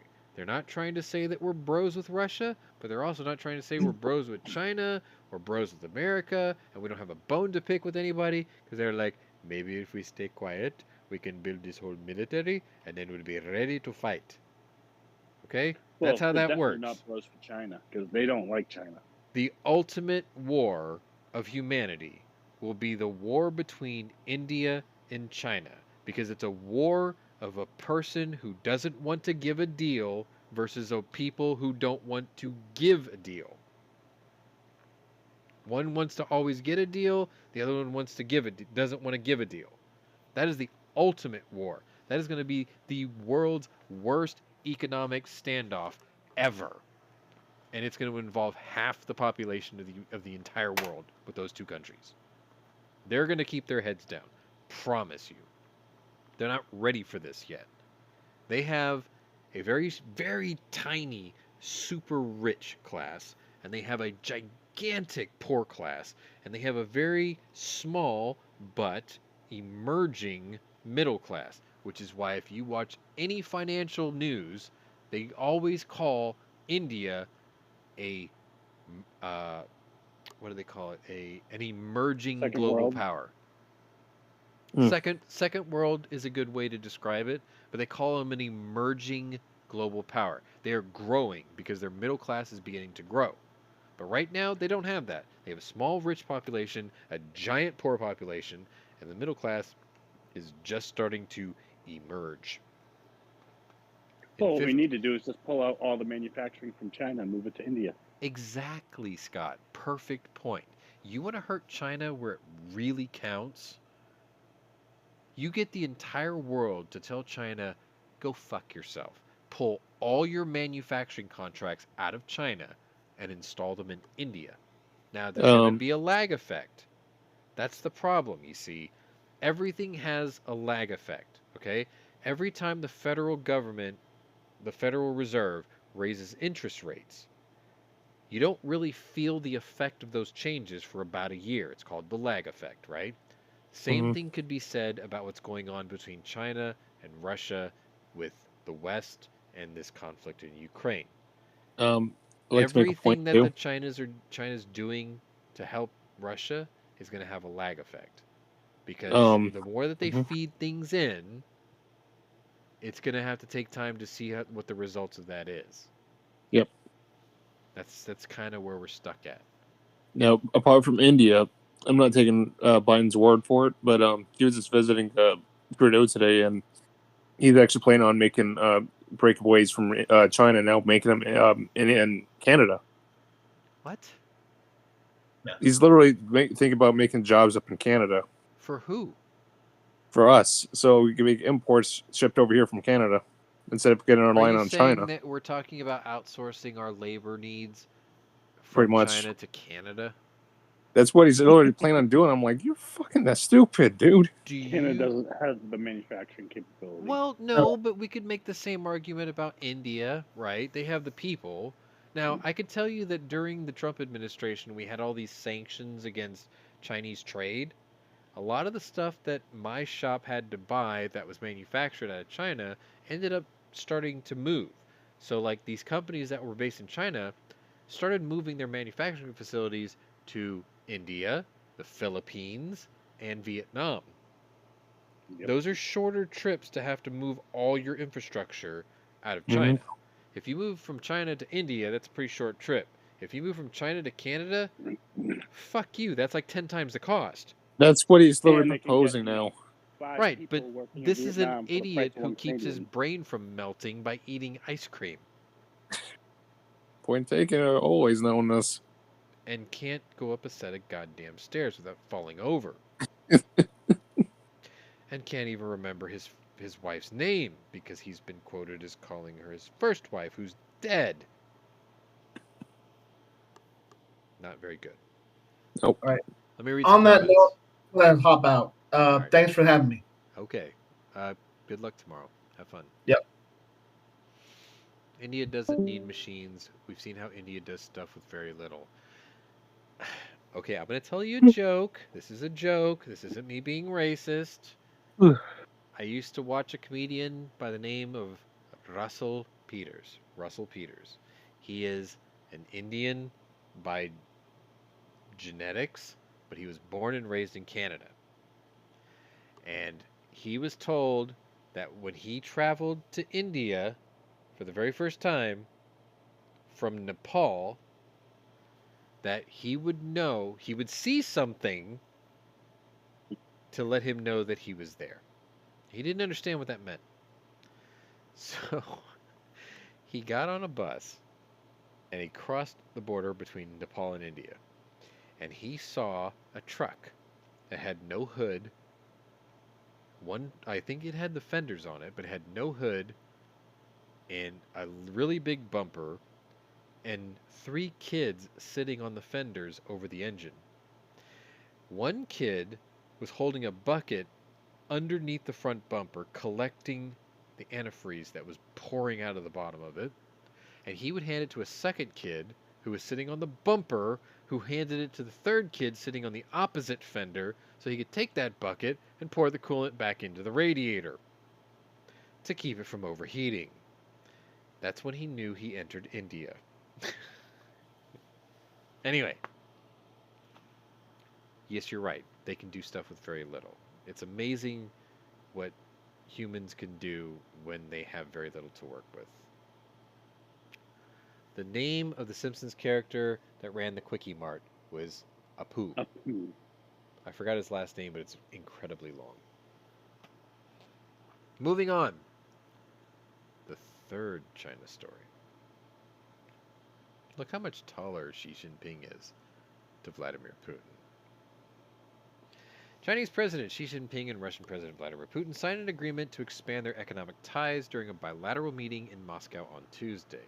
Xi is in Moscow for a multi-day series of meetings with his Russian counterpart aimed at demonstrating the two countries' quote, new friendship without limits. Xi and Putin emphasized the importance of jointly safeguarding their country's energy security. Putin touted plans for a gas pipeline from Siberia to China ahead of the meeting, saying that the agreement was all but finalized. Well, of course, because you have to capture enough Russians to send to Siberia into the gulags to build your stupid pipeline. We were just discussing a good project, the new Power of Siberia 2 pipeline through Mongolia. You notice that he never asked Mongolia if they were cool with this. Practically all the parameters of that agreement have been finalized, Putin told Xi at the beginning of the meeting. Beijing has grown increasingly friendly with Moscow over the past year as Putin's invasion of Ukraine left the countries largely ostracized on the world stage. Xi's visit comes just days after the ICC issued a warrant for Putin's arrest for war crimes committed in Ukraine. Nevertheless, the pair called each other dear friends when they first shook hands on Monday. Putin alleged during Monday's meeting that the Western world is conspiring to stifle Russia and China by persistently working to split the common Eurasian space into a network of exclusive clubs and military blocs that would serve to contain our country's development. That's really funny coming from a country who created something known as the Russian Communist Bloc. Anyway, this won't work, he says, according to the Wall Street Journal. The exact details of Russia and China's Tuesday economic agreement have yet to be released. Do you know what my favorite part about this whole situation is? These two are acting like bros. And when their friendship turns into bitter hatred for one another, because you know damn well after they both retire for the night, they're both conspiring on how they're going to take each other out. Let's not kid ourselves, right? Xi Jinping is big for a Chinese guy. He probably looks at Putin, he is like, I could break this fucker over my knee. And Putin looks at this guy, and he's like, these Chinese are backwards people. I could probably take them out with fucking MiG-29s. I was actually surprised how tall he is, actually. I'm not.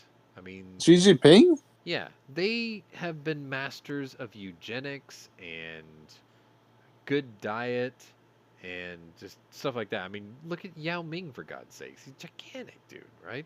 It's like they're focusing on eugenics with the aberrations, tall people, right? And they're going to build the super Chinese person or something, whatever.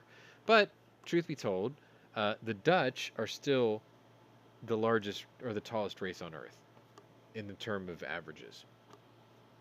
Anyway. That was a short story, by the way. Moving on. How about that? And I'm going to show you some porn. Yeah, military hardware porn, that is. Not hardcore, hardware porn. The Pentagon is now pushing to get more than 24 U.S. Abrams main battle tanks to the battlefields of Ukraine by this fall. 2 American defense officials confirmed this on Tuesday. A decision has been made to send an older M1A1 model of the tank from U.S. Army stocks instead of the more modern M1A2 version announced back in January. The original plan was to send 31 M1A2 Abrams tanks, but it would have taken well over a year, possibly 2, to be delivered to Ukraine. This move to speed up the tank delivery comes as Ukraine is preparing to launch a spring offensive. It's already begun, by the way. In an interview on PMSNBC Tuesday, United States National Secretary Council Coordinator for Strategic Communications, or better known as the Pentagon Press Secretary John Kirby, described the Abrams tanks as, quote, very sophisticated, and that we don't have a whole heck of a lot of them just sitting on the shelf. That's because you've downsized the military. And to learn how to use that tank requires a lot of training. Just for instance, the basic training on the Abrams tanks for American soldiers is 16 weeks long. And that's just the basic training on how to operate it, Kirby says. Oh, 4 months to learn to use one of the most advanced armored warfare weapons in the world. Why does he make that sound like it's difficult? 4 fucking months. That's not even half a semester for a high school kid, you prick. And he's fighting zits and social awkwardness. What are their excuses? Anyway, then you have to know how to maintain it, and then you have to have a supply chain set up to actually keep the parts and supplies going while you're in combat, while you're fighting. I'll give him that. And why these tanks are no doubt going to be taking some hits. There's not a lot that has to be considered. Or sorry, there is a lot that has to be considered when we get them in an advanced system. Now, Scott, I'm going to say something, and I think you're probably going to disagree with me. But you might actually know why you're disagreeing with me, because I can't tell you why I'm saying this without any proof. But I have heard that the United States has never lost an M1 Abrams in combat. Not an enemy attack. Is that true? Not to enemy attack, as far as I know. Okay, so we're in agreement then. Now, Abrams, yeah, we lost a couple. Friendly fire? What the fuck? Anyway, okay, so what he's saying is these tanks are no doubt going to be taking some hits. It's like, why would they be taking hits if they've never had a record of taking hits from the enemy before? Are you saying that the Ukrainian people are incompetent and they can't use it to the same standard we do?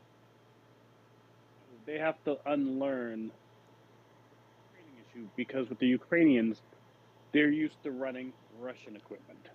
Fair enough. So what if they just take new recruits? Most Russian tanks have auto loaders. Train up guys to actually, load the gun. Abrams don't have auto loaders. Nope. Huh. Never used auto loaders. That's kind of ancient. Like, most modern tanks have auto loaders. The U.S. doesn't trust them in their reliability. Everyone else has been using them for like 40 years.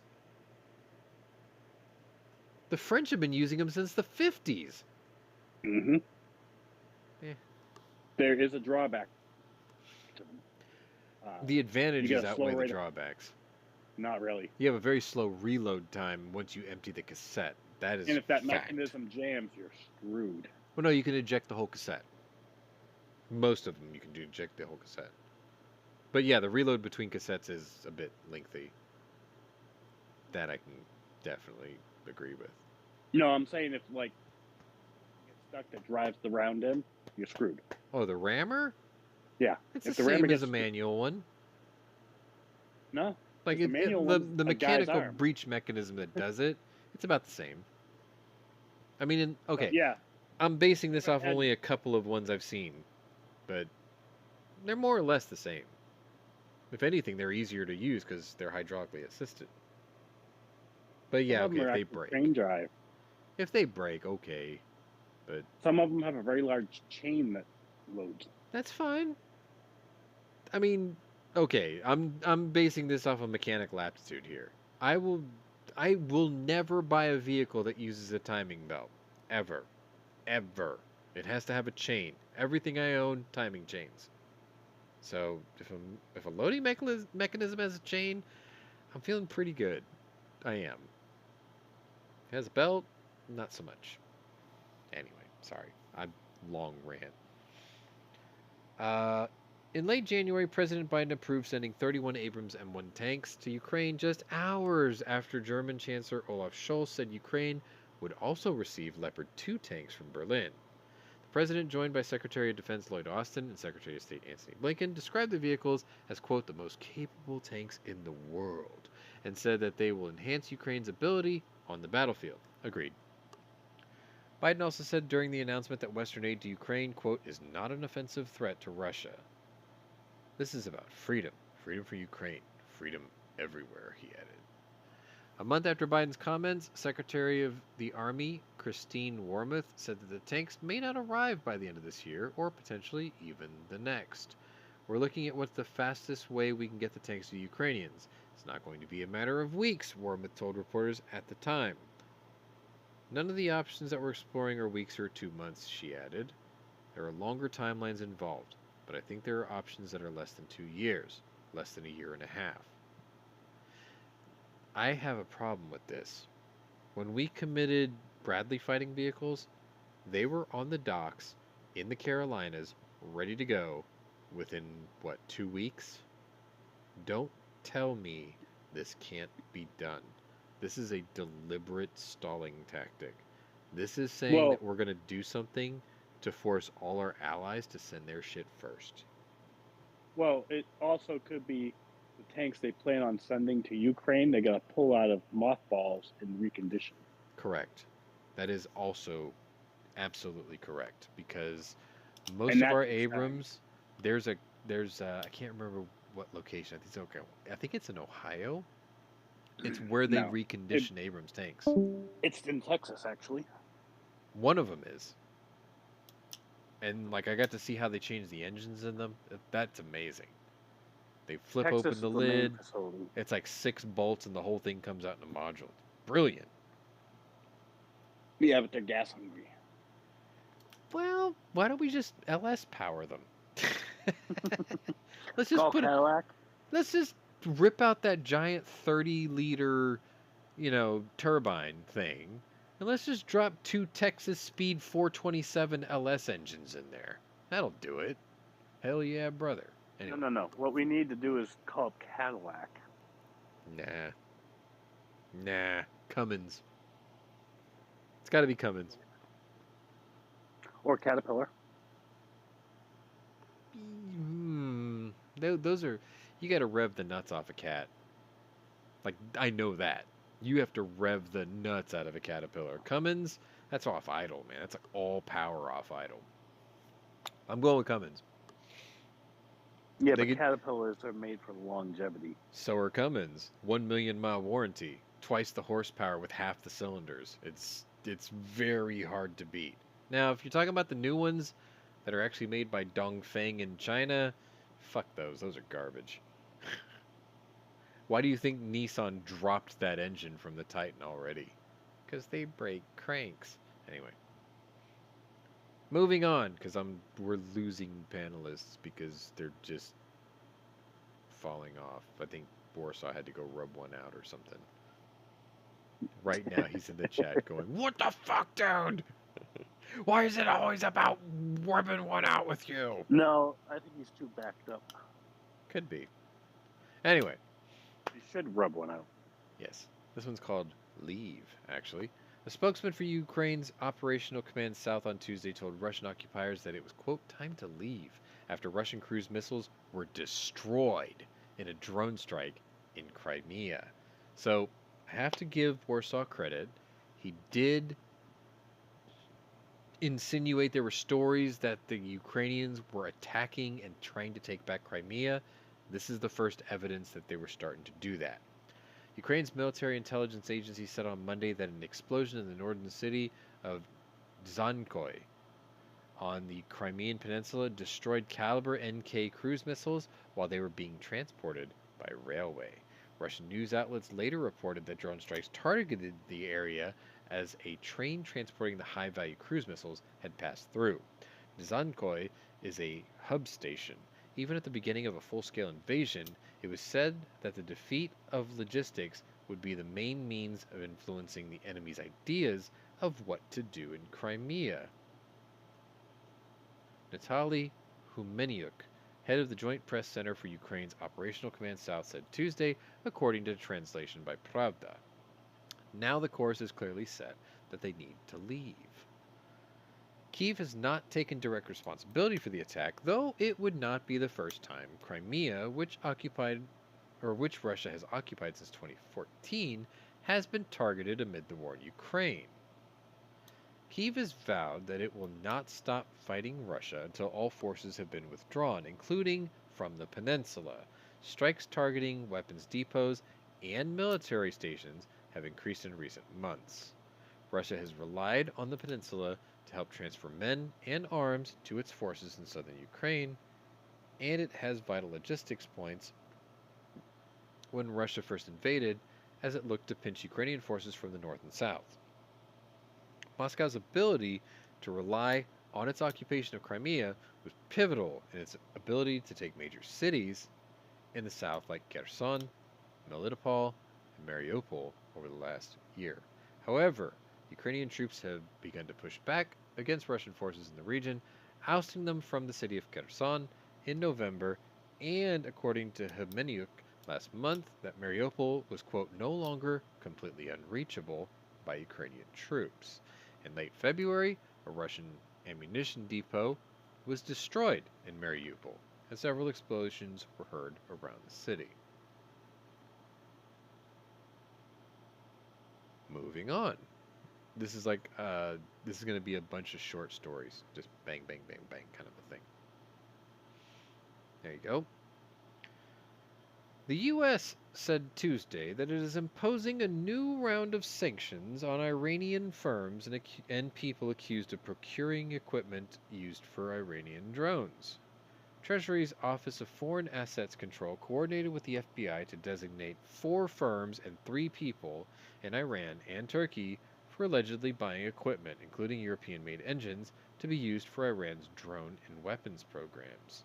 Those targeted for sanctions included the Iran-based Defense Technology and Science Research Center, its procurement firm Farazan Industrial Engineering Incorporated, and 2 other firms along with purchasing agents from the companies. Iran's well-documented proliferation of UAVs and conventional weapons to its proxies continue to undermine both regional security and global stability, said Brian Nelson, Treasury's Undersecretary for Terrorism and Financial Intelligence. Nelson was referring to unmanned aerial vehicles. The U.S. will continue to expose foreign procurement networks in any jurisdiction that supports Iran's military-industrial complex, he says. American defense officials say Iran is supplying Russia with unmanned drones to use on civilians as the Kremlin presses its invasion of Ukraine, which it's entered its 2nd year.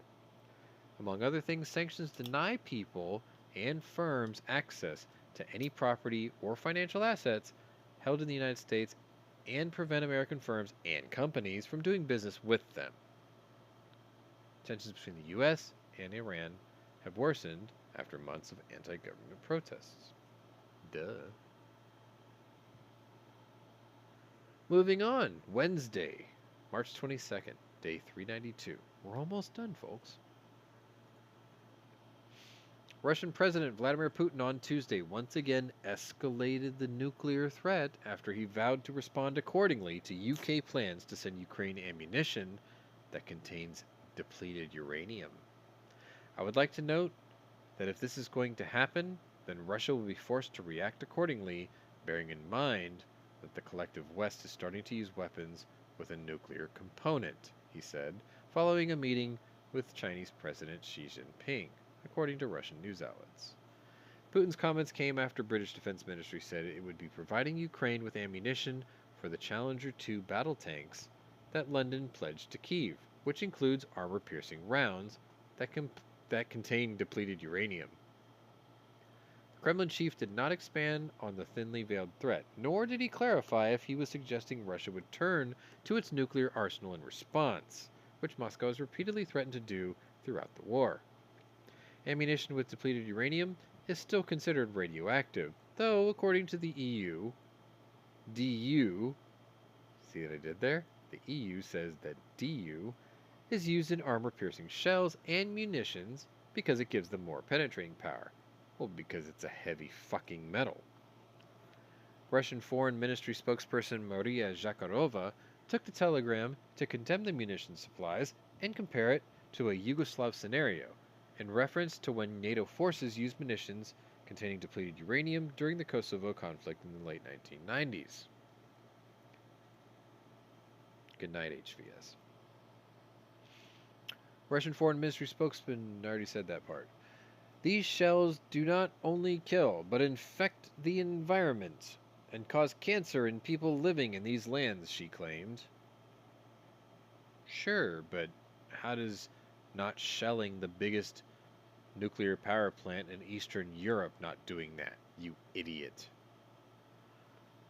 A summary by the EU on the impact of depleted uranium in munitions found that residues from combat zones show generally low concentrations of the metal within the range of naturally occurring uranium, though there may be a small number of hotspots. However, some reviews on its overall exposure safety were mixed, and a report by the U.S. Department of Veterans Affairs said that depleted uranium is still considered a health hazard if it enters the human body through shrapnel or inhalation, though radiation sickness remains unlikely. All uranium isotopes are radioactive. Du is appreciably less radioactive, around 40% less than unprocessed uranium. This means radiation hazards from uranium only arise from breathing in the dust, eating or drinking contaminated food or water, or from shrapnel entering the body. Urine samples from serving soldiers and from civilians living in areas where DU ammunition has been used typically indicate very low levels of DU exposure. Rebecca Koffler, the former DIA intelligence officer for Russian doctrine and strategy, explained that these munitions have become common in modern warfare and that Moscow is just using rhetoric to confuse the audience. Depleted uranium is used by the US and NATO in ammunition to enhance its destructive power, to pierce armor, but the Russians have started using it as well, she says. As of approximately 2018 to 2019, in their T-80BV main battle tank, it fires depleted uranium shells. Putin is trying to confuse the audience to find a pretext for additional escalatory actions in Ukraine. Russian Defense Minister Sergei Shoigu also ramped up the possibility that Russia would react with a nuclear response when he told reporters Tuesday that there were fewer steps before a nuclear collision between Russia and the West would occur. Another step has been taken, and there are fewer and fewer left, he says, according to Reuters. Now we're going to get into some fun military hardware. Some of you will know what this is. Scott, if you're seeing the pictures, can you tell me what that is? I'm not seeing the pictures. All right, I'll just tell you the story then.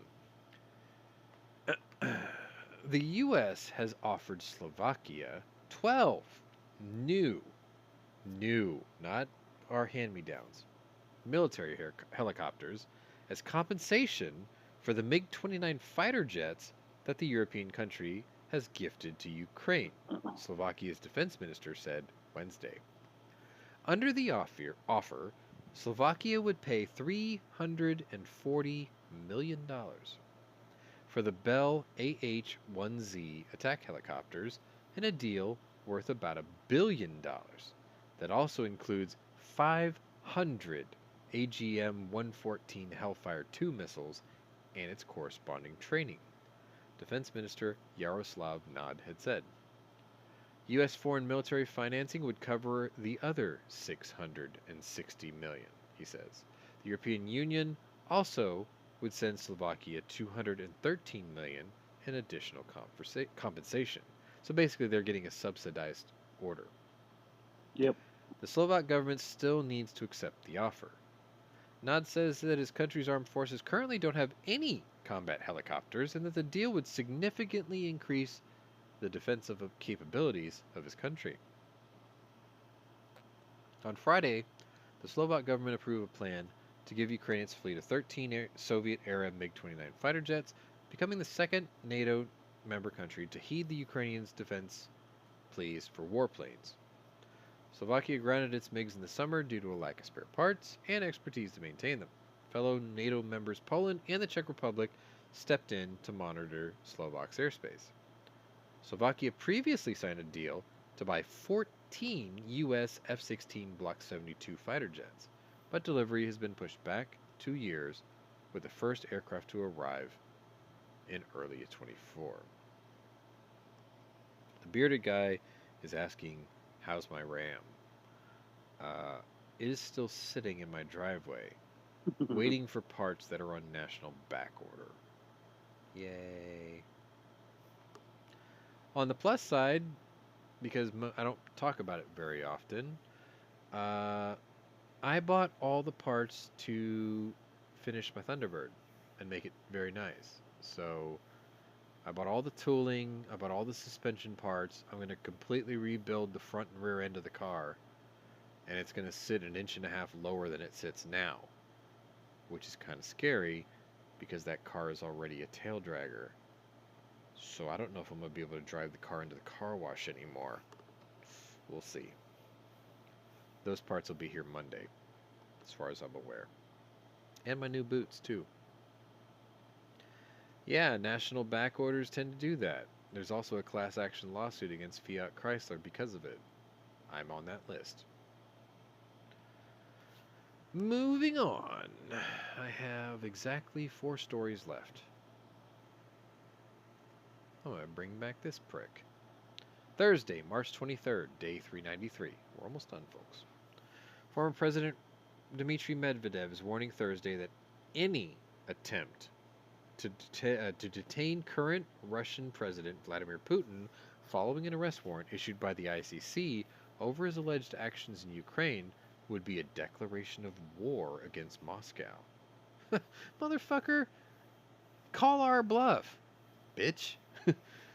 Medvedev made the comment as the ICC is pushing back against threats from him earlier this week, in which he suggested Russia could fire a hypersonic missile at its headquarters in The Hague, Netherlands. Let's imagine. Obviously, the situation will never be realized, but nevertheless, let's imagine that it was. The current head of the nuclear state went to a territory, say Germany, and was arrested, Medvedev said in a video posted on Telegram. What would that be? It would be a declaration of war on the Russian Federation, he added, and in that case, all of our assets, all of our missiles, etc., would fly to the Bundestag, to the Chancellor's office. The ICC Medvedev continued, referencing the German parliament. Last week, the ICC accused Putin of personal responsibility, later beard guy, for the abductions of children in Ukraine, saying in a statement that he is allegedly responsible for the war crime of unlawful deportation of children and the unlawful transfer of said children from occupied areas of Ukraine to the Russian Federation. President Biden said Friday that the move to issue the arrest warrant was justified, as Putin had clearly committed the war crimes. On Monday, Medvedev suggested that the Kremlin could fire hypersonic missiles at the ICC. I'm afraid, gentlemen, everyone is answerable to God and missiles. Medvedev, a staunch Putin loyalist, who is also Russia's president from 2008 to 12, wrote in a message on Telegram, according to the Russian media outlet TASS. It's quite possible to imagine how a hypersonic Onyx fired from a Russian warship in the North Sea strikes the court building in The Hague. It can't be shut down, I'm afraid. Medvedev also warned the judges to watch the skies closely, calling the court a pathetic international organization. Yes, you heard that earlier before.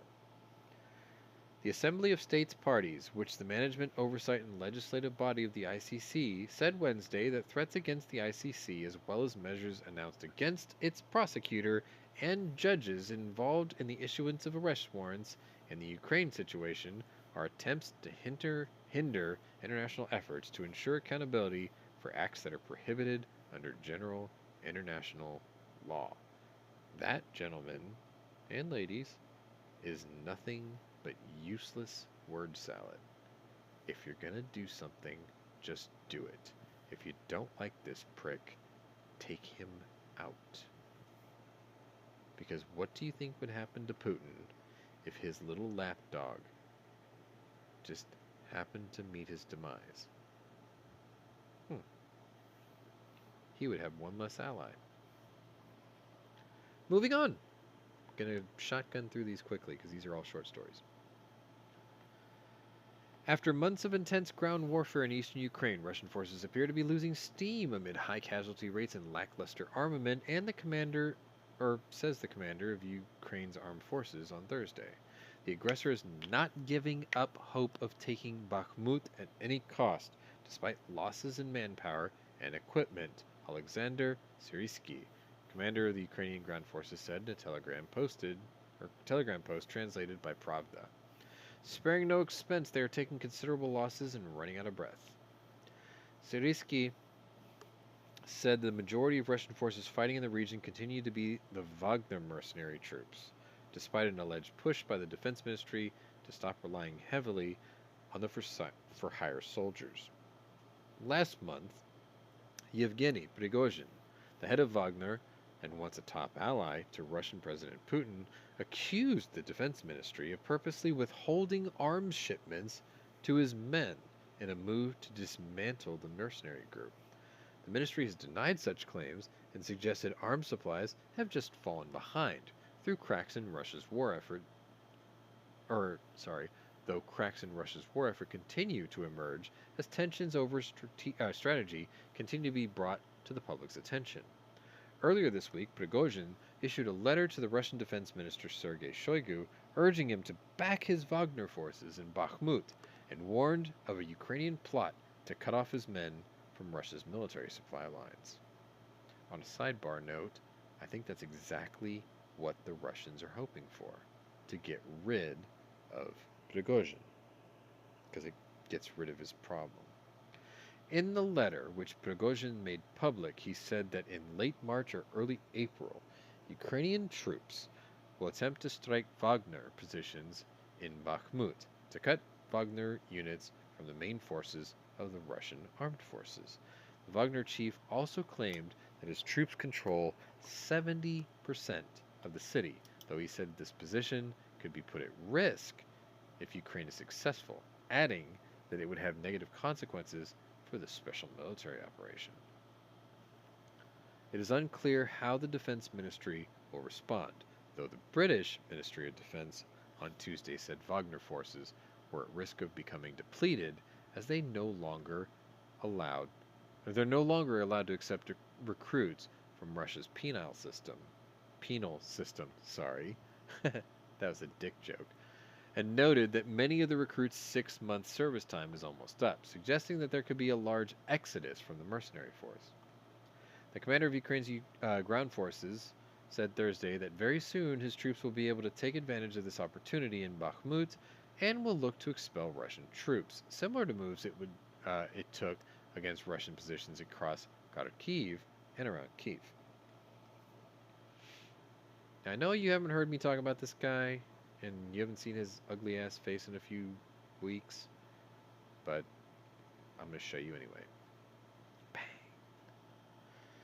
NATO chief and rejected Swedish underwear model Jens Stoltenberg on Thursday said that the alliance needs to buckle down for a prolonged war in Ukraine as Russian President Putin is showing no signs of edging towards any peace deal. I just want to stop reading this story right here, because this fucking prick here is the reason that it's going to take a long time. Because you could have simply just admitted Ukraine into NATO, into your little boys club, and then everything would be an Article 5 violation. But you wanted to be a fucking asshole, and now these people are suffering for a second year. So go eat a dick. Eat a bowl of them.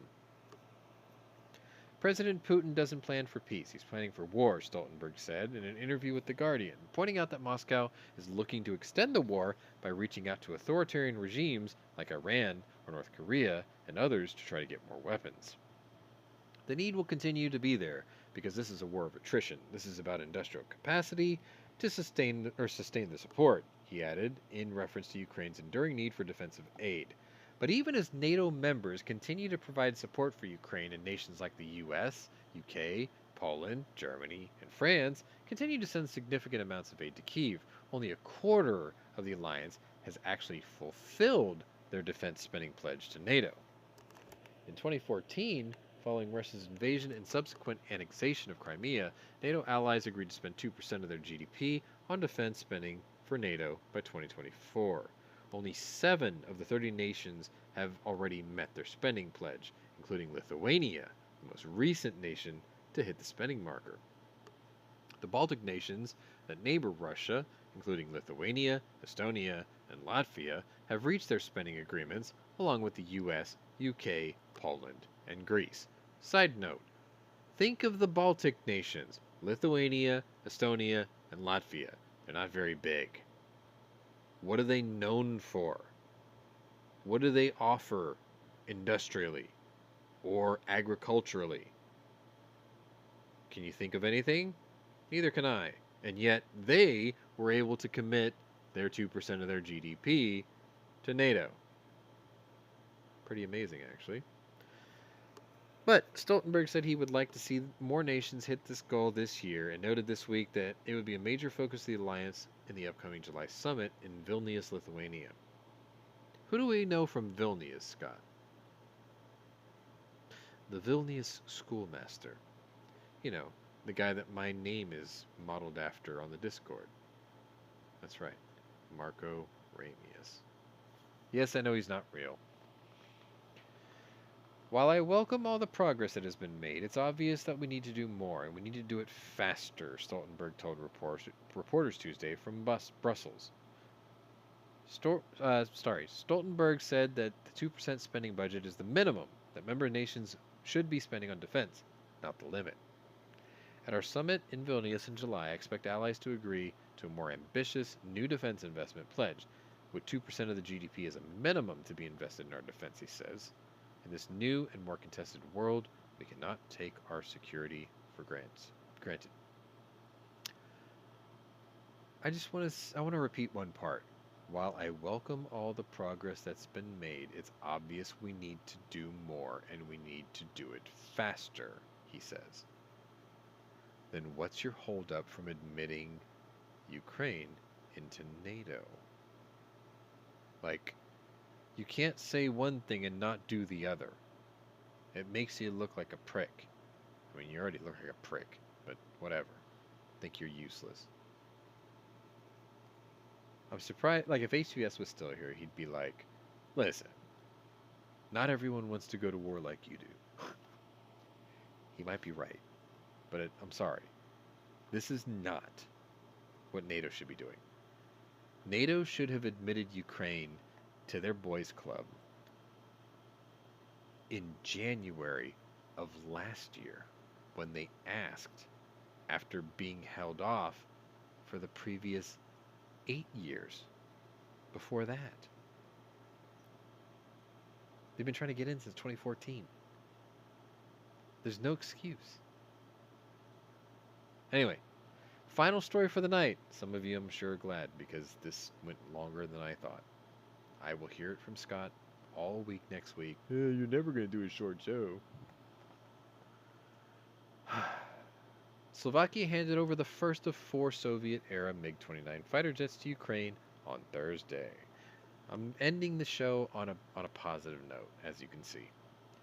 With 9 more expected to be delivered in the coming weeks, Slovak Defense Minister Yaroslav Nad announced. Ukrainian pilots traveled to Slovakia to pick up the planes before flying them home.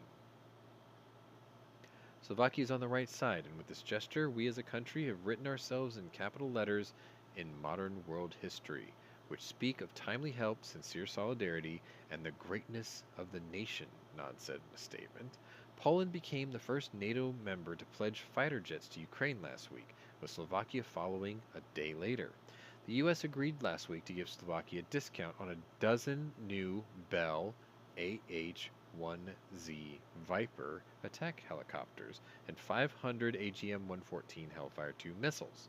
Slovakia previously signed a deal to buy 14 F-16 fighter jets from the U.S., but they can't be delivered until next year. Other Western nations have so far declined to send fighter jets to Ukraine, but a growing cadre of U.S. lawmakers are pushing the Biden administration to approve F-16 fighter jets for the country's Air Force. A bipartisan group of U.S. senators wrote in a letter to Defense Secretary Lloyd Austin last week that modern fighter jets would be a significant capability that could prove to be a game changer on the battlefield. After speaking with the U.S., Ukrainian, and foreign leaders working to support Ukraine at the Munich Security Conference last month, we believe the U.S. needs to take a hard look at providing F-16 aircraft to the Ukraine. The senators wrote this back on March 14th. The senators noted that 2 Ukrainian pilots traveled to Morris Air National Guard Base in Tucson, Arizona earlier this month to assess their skills on an F-16 simulator. Ukrainian pilots mostly have experience with Soviet-era MiG-29 jets. So the deal is you should be able to provide these jets to your allies. Because if you think about it, we make money. We're selling them export model jets. Why wouldn't we be doing this? It's It puts money in the pocket of the U.S. military-industrial complex. It creates jobs for us to build these things. We don't just build the jets. We build all the parts to keep them going. We build all the tools that are necessary to install or remove the parts to keep the jets going. We hire instructors to teach these foreign entities how to use these tools or use these planes. It's nothing but positives for us. And yet, we're hesitating. Because we're led by idiots. Anyway, like I said, that was the last story I had for you today. I have spent 2 hours and 16 minutes of your time. I promised it was a short show, and I failed to deliver. It was a regular length show. So before everyone starts falling asleep, I'm going to start playing this. And I'm going to thank you all for watching if you hung out the entire time. If you didn't and you caught it on the replay, that's cool too. If you watched it from the replay, that's also fine. Anyway, if you're new to my channel, welcome. But if you're a regular here, welcome back. Either way, check out my other playlist and see if my other interests may be of interest to you. We'll be back next week in some form or fashion. This was the War Room. This was day 394. I would use my regular outro, but Mike's not here to respond. So in the meantime, I'll just say Slava Ukraini and good night. Heroyam Slava.